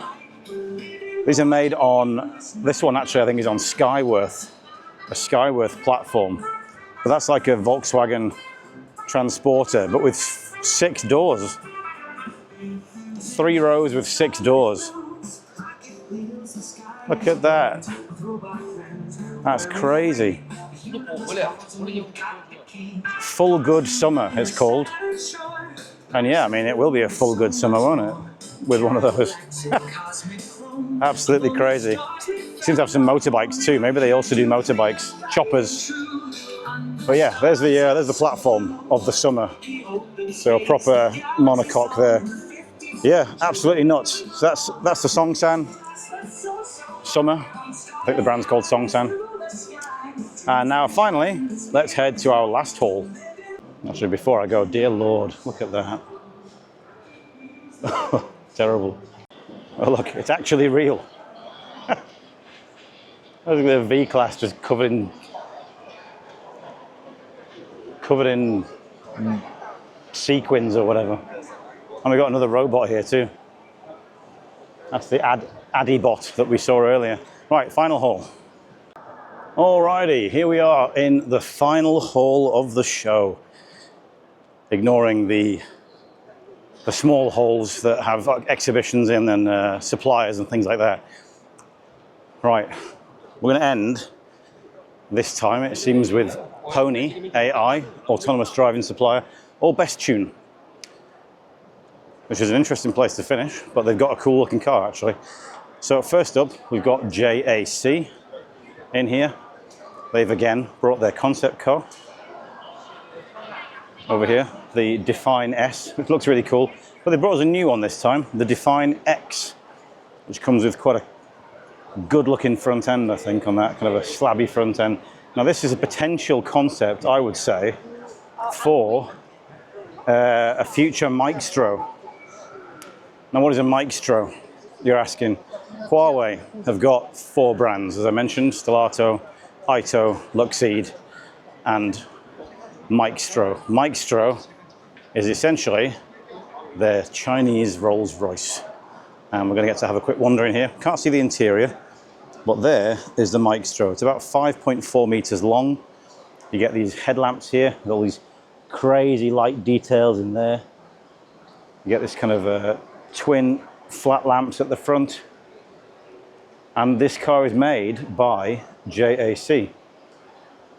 Got some big mirror finish wheels as well. Of course, it comes with Huawei's autonomous driving system. Not sure if I can fit it all in if I lean back against the wall, just about. Now, I don't think it's quite as elegant as a Range Rover, as a Rolls-Royce. Got these kind of light details in the back there as well, which look quite fancy. It's got a nice interior on it, this, but yeah, I'm not sure if people are, you can see another one over there. Not sure if people are going to, not sure if people are going to embrace it really as the Chinese Rolls-Royce. I just don't think it's got quite the same cachet. And the downside is that they're made by JAC, who are not particularly known for making luxury cars. I mean, they make mid to low end MPVs. They make pickup trucks that I've heard questionable things about the reliability on. They of course did make Nios until Nio got their own license recently and their own factory. So I'm just not sure they've got the brand credibility, and Rolls-Royces are handmade. So yeah, questions there over the Maestro. Anyway, let's dive onto this brand. Let's dive straight into the inside of the Deepal S09. You can see we've got wireless charger on there, twin big screens in the front. We also get a screen in the back there. That's about a 17-inch screen. These fellas here have got themselves captain's seats with armrests. They've got a fridge, I think, down at the bottom. I think there's a fridge in there to keep drinks cool. This guy's on camera, so I'll dive this way instead. Get you a look at the front end. This is quite an attractive looking car, actually. I do like it for a big SUV. It does feel quite elegant in its design, I would say. 6-seater SUV. Again, also still quite affordable. I think it's about 350,000 RMB, but compared to the Lynk Co 900, I'm afraid it's not quite as good. The Lynk Co offers a lot more for a lot less. A lot of live streams going on this stand, so apologies for the challenges getting close to it. Let's see if we can get a good look at the back end of it. Everybody's live streaming. Oh, look at this, robot's doing a dance here. Waving to the crowd, facing backwards. Well, there you go. Right, here's a look at the back end. Sorry, I was trying to avoid this lady's live stream. There's a look at the back end. Lots of storage space. In the back, they've got it full of carry-on cases. Lovely big wheels as well. I like those big flat-faced designs. There's your robot going at it. So that's Deepal's big car for the day. In fact, so big that they haven't even put any of their other cars on the stand. They've literally just gone for the S09. So they haven't got the SL3 or any of the others. But we might get a chance to see one later. I'm not sure. Right, okay, that is, yeah, that's Deepal, basically. Let's now cruise over to Beijing. If you're starting to sense some tiredness in my voice, my feet are absolutely killing me at this stage. It's really slowly grinding me down. I need more comfortable shoes. Anyway, Beijing, they've got a funny car. Now, this is the first of two actually in this haul that are borrowing on the design of the Xiaomi SU7 Ultra. So this is a Beijing BJ40 prototype Ultra, which has gone with the yellow exterior. It's also got a yellow interior, as you can see in there, just like the yellow version of the SU7 Ultra. Seems like an interesting thing to borrow. This is a plug-in hybrid off-roader. They also have, I think this is the BJ60, which I think has been updated because the front looks a little bit different to me. Got a BJ30. This is an E version, which I think means it's a hybrid, because Beijing are not that great at EVs, even though they do have a few of them, but they don't, not any EVs in their SUVs. BJ40 again, and I'm pretty sure there's a BJ something else somewhere, but I can't see it. So yeah, there's your Beijings. Now on the Beijing stand, they're made by BAIC, so Beijing Automotive. They also have ArcFox under their umbrella. ArcFox have brought, this might be new, this is it says Alpha T6. Now, this used to be the Alpha T5. So has it been upgraded? It seems like it might have been. I have to dive in behind the cleaner. There's a lot of perfume on this stand. So yeah, it's a new interior. Look, we've got a new big wide screen in the middle, 20-inch screen roughly, something like that. The screen there in the middle. So they have updated the Alpha T5. It looks pretty similar on the outside, but they turned it into the Alpha T6. So there you go. We've also got a new car from ArcFox, which is the T1, which is this one. Not showing us the interior. I can probably paste you a picture over of the interior from what I got this morning. So that's a small hatch, similar to an Ion UT, or maybe a bit bigger than a Firefly, maybe golf-sized, I would guess. And here's the back end of it over here. So they finally come out with a new car at ArcFox, and it's quite neat actually. Neat, simple design, not too complex.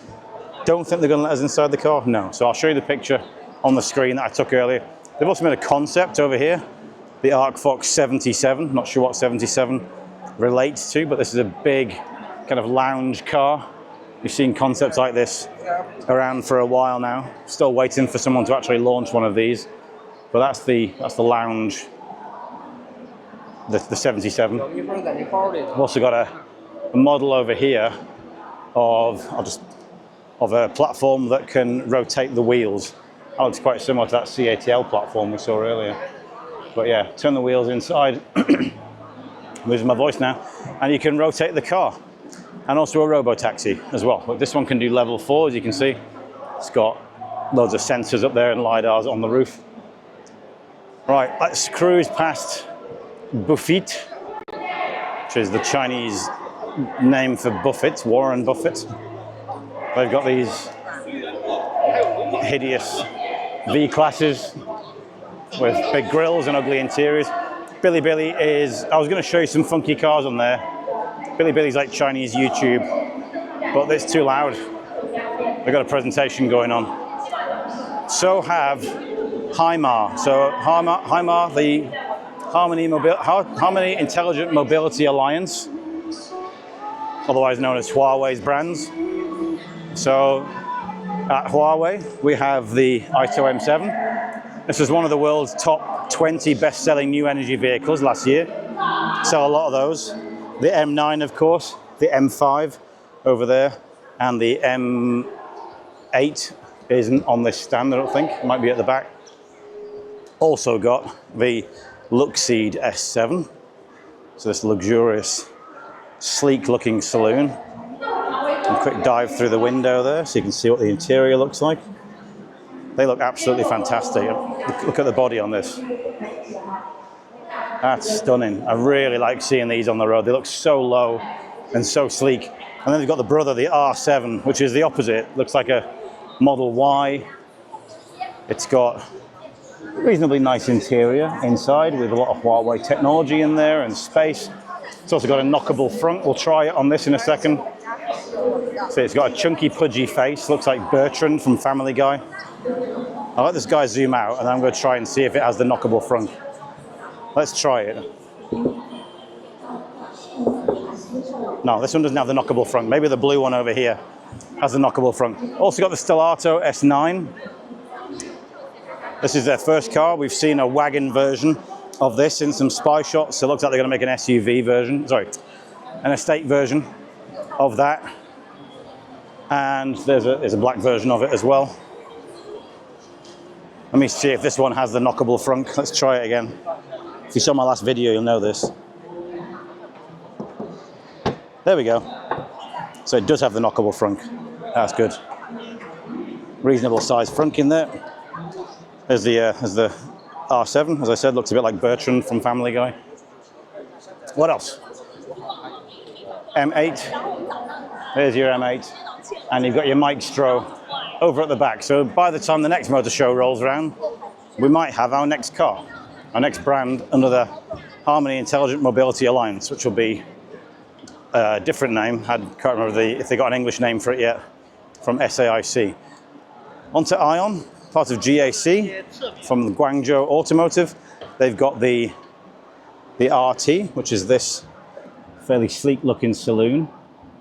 Wireless charger, simple screen in the middle. Standard fare, not the most expensive car in the world, this one. Pretty much more of a ride-hailing car, I would say. Then you've got the UT, which was launched at Guangzhou last year. I'll show you the interior of that one. It's got a kind of a drawer on the dashboard there, wireless charger. There you got a little pocket with a speaker inside, I think. Little pocket on the dashboard. Screen, simple layout. This is hopefully helping Ion's sales because they were starting to tail off a little bit.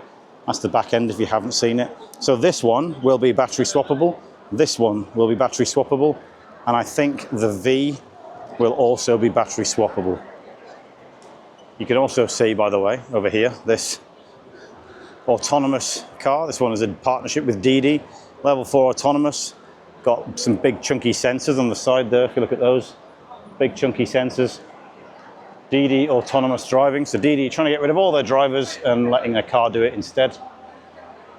We'll probably still have real drivers for a while, I think. But there you go, that's an autonomous car full of LiDAR units. And then, check that out. It's about as close as I can get without it running off the screen. This is a concept pickup truck. And honestly, it's absolutely enormous. Pickup 01. Very aggressive, sharp, chiseled front end. I mean, that guy is normal height guy over there. You can see his head barely comes up above the bonnet. Slab-sided, chunky at the back. An enormous deck in there, which they can't show as the full thing. So yeah, bit of a design play thing, I would say. Putting something that big on the road just seems a bit mental, honestly. And of course, this should be, I think, our final flying car of the show. This is a flying car, which is basically like a pod that sits on top of an autonomous vehicle, and it's got the wings attached to the actual pod. Single seater inside. There's your interior, lovely and soft. Screen on the side, so it'll do autonomous flying. I would guess they call it Gove, like Michael Gove. And actually, look, this one seems to also have autonomous ability. They've also gone for the turquoise lights. I did not know they made an autonomous version of the GAC Master M8. It's a big grille. Also here on the back. So they must be updating these. Ah, there you go. That makes sense. We do have a LiDAR unit on top of the screen. So GAC also going into the autonomous space. I need to quickly run back over to Ion because I mentioned there were two SU7 Ultra inspired cars in this hall. Here's the other one. This is an Ion UT. Funny little hatchback. They've even gone for the stickers. Look, they've gone for the silver stickers on their massive rear spoiler. UT Ultra, it says on there. They haven't made a yellow interior, at least, but it does look very funky. Yeah, that's quite cool. They've even got racing wheels on it and yellow brake calipers as well. So yeah, that's Ion. Now let's, also got some more robots here, by the way. There's a different robot from GAC that uses wheels instead of legs, but still kind of has legs. This is a wheelchair that can climb stairs. So you can sit on that and you can go up and down stairs and get anywhere you need to go in a wheelchair, which is cool. So mobility, not just for the many, but for those who can't get it as easily as everybody else. Ion the GAC S9. I think this one is new because we had the S7, which debuted at Guangzhou, but only in kind of concept form. This one, actually, they've debuted in two forms. So you can, well, basically they've got two of it. They've got, I'm not entirely sure if they're the same or different. They look so similar, but one's called S7, one's called S9. That one's S7. And I do like these digital lights here, like eyeballs staring at you with a big light bar across the front. So I can dive into this front seat here and show you what the front of the cabin looks like. Fairly small screen in the middle there. You've got a pop-up speaker at the back, bit of ambient lighting, wireless charger in the middle. Of course, you get a screen in the back as well. Twin cup holders that seem to be square. A load of space in the back. Not sure if I can show you inside the back there a little bit. There you go. And that's a 5-seater. I think the S9, which is up here, you'll see it's actually quite similar, but it's bigger. So that's the S9. Also comes with a LiDAR unit, as does the S7. Comes with these big polished mirror finish alloys, 21 inches. This one has a slightly more luxurious interior. I think the screen's roughly the same size, but it's got kind of nicer materials. Still only one wireless charger though.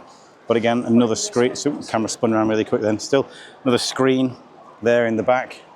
And I believe this one is, no, it's not. It's not a 6-seater. It's just a 5-seater. Got dolphins there in the lights. But there you go. That's the S9. So that's a kind of a big version of the S7. And I'm waiting to get some more information about these cars. But I like the back end. Back end looks quite cool. Has a similar look to an EX90 with the way the lights wrap around the back there. Right, then we got to Ion. Well, yeah, they kind of come with an Ion badge, but they're called Hype Tech. So they're under the Ion umbrella, Ion under the GAC umbrella. So you see how things get complex here. Now that's the car I mentioned earlier, this one here, the GT. I think that Honda is based on this platform. That one looks a lot more sleek than the Honda does, but I'm pretty sure they're based on the same platform. We've also got the HT, which comes with the gull wing doors at the back there. Slide through this gap here.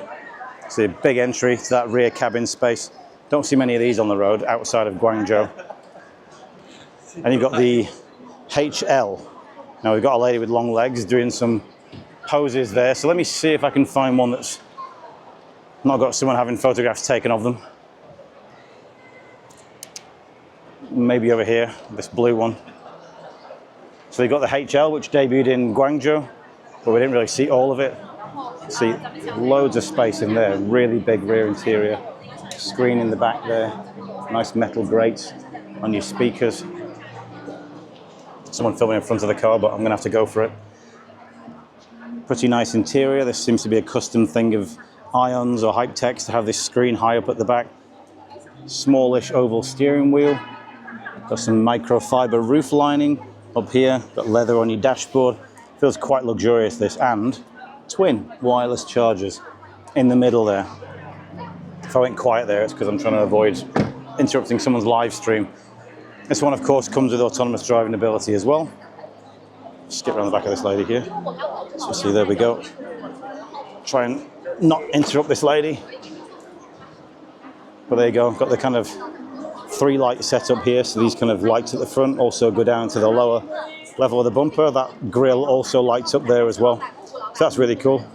And see the prices, actually quite reasonable as well. 269,800 for the most affordable version of the HL. Right, finally, need to end with FAW Best Tune. So First Automotive Works, they make Hongqi. They also make Best Tune. Best Tune have been pretty naff brand for a while. They haven't done many things. This is the 07, which I think was launched recently. One of them came out at the previous auto show. They've got the 06 now as well. Where's the 06 gone? Sorry, 03, not 06. This is the 03 over here. This might be the one that we saw at the last auto show.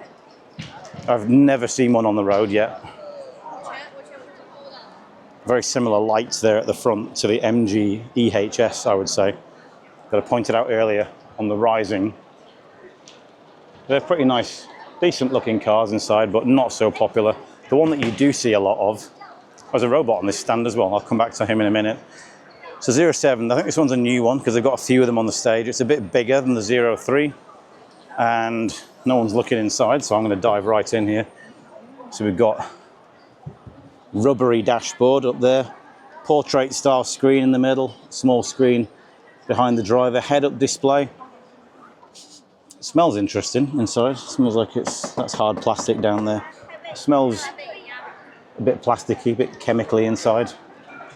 One wireless charger, it seems, but on the passenger side instead of the driver's side. Quite a lot of space in the back. Let me check that door sound. Questionable. Not certain about that. Let me try and dive past these people. Now, one thing I need to show you, so I said there's a cool car on this stand. There you go, there's that robot waving. This one's got very sharp feet. But they've got this. This is the 08. And this is a new car. That robot's really loud when he walks.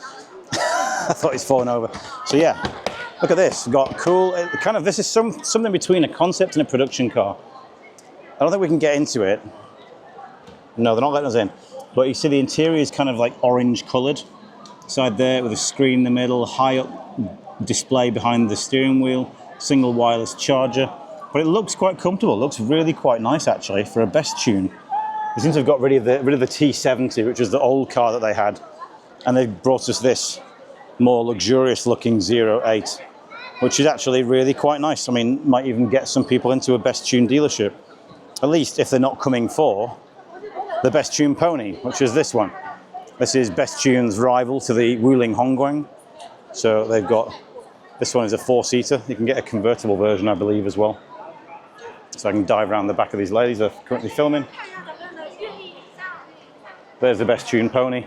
Very simple, very affordable. And as I said, it's the only Best Tune you really see. I'm sorry, only Best Tune you really see in China. Most people are not buying the other stuff so much. Maybe they don't have a good dealership network. Maybe they're only in some cities because Chinese car sales are quite regional at times. But yeah, that's it from the stand. I think I can quickly show you the Pony stand, but I think we kind of covered Pony earlier. I think we saw their car on another stand. Pony is another AI or autonomous driving company.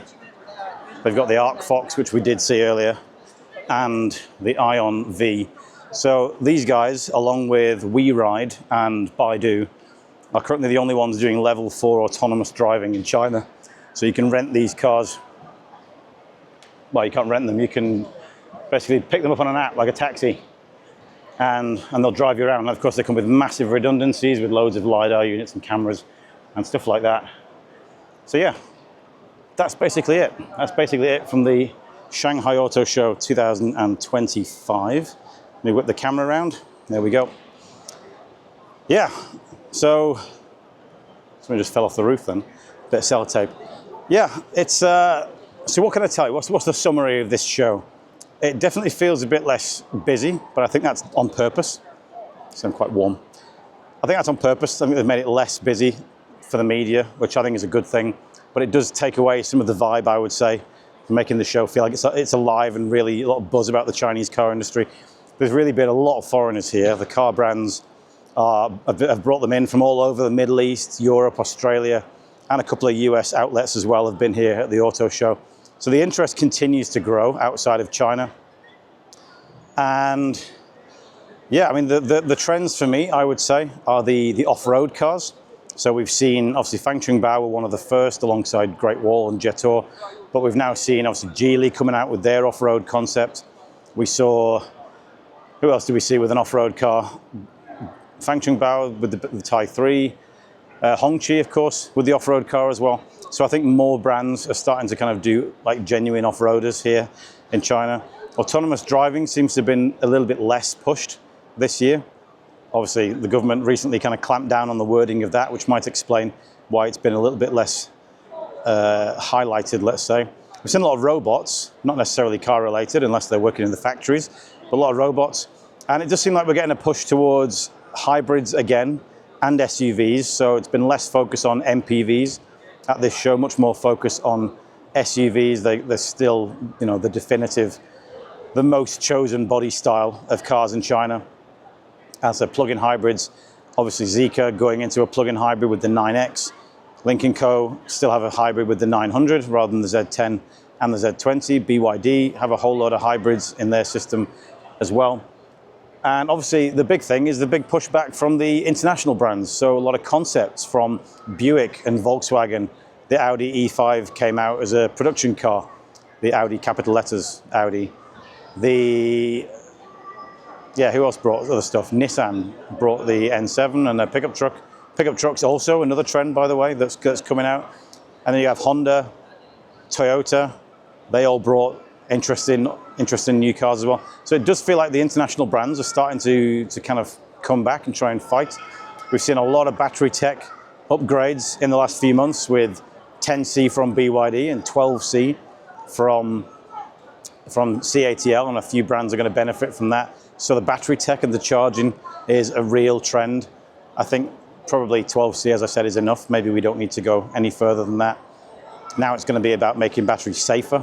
So we've had some regulations in here in China where the government have said, you know, no fires, no explosions. Easier said than done, but you know, that's what they're expecting now. They want no explosions from batteries in future, no risk to occupants. So let's see what they can do about that. But yeah, it's been a long show, a long walk around. If you've made it this far, thank you very, very much for watching. I appreciate that it is a big use of your time to check these videos, but I do enjoy it and I love your comments. So keep sending your comments about the cars that you see and the things that you're excited to view in the next few months, and we'll try and get hold of those cars and do more videos about obviously we'll have more auto shows later in the year. We've got more reviews, more autonomous driving, maybe some flying cars, maybe some motorbikes, maybe some other things like that. So do let us know what you want to see. We'll do our best to bring it to you. Thank you very much for watching this far. Thank you very much for watching any part of this video. If you like the video, give it a thumbs up so more people can see the full breadth of the cars coming out of China. And as ever, thank you for subscribing if you do. And we'll catch you next time. Thank you for watching.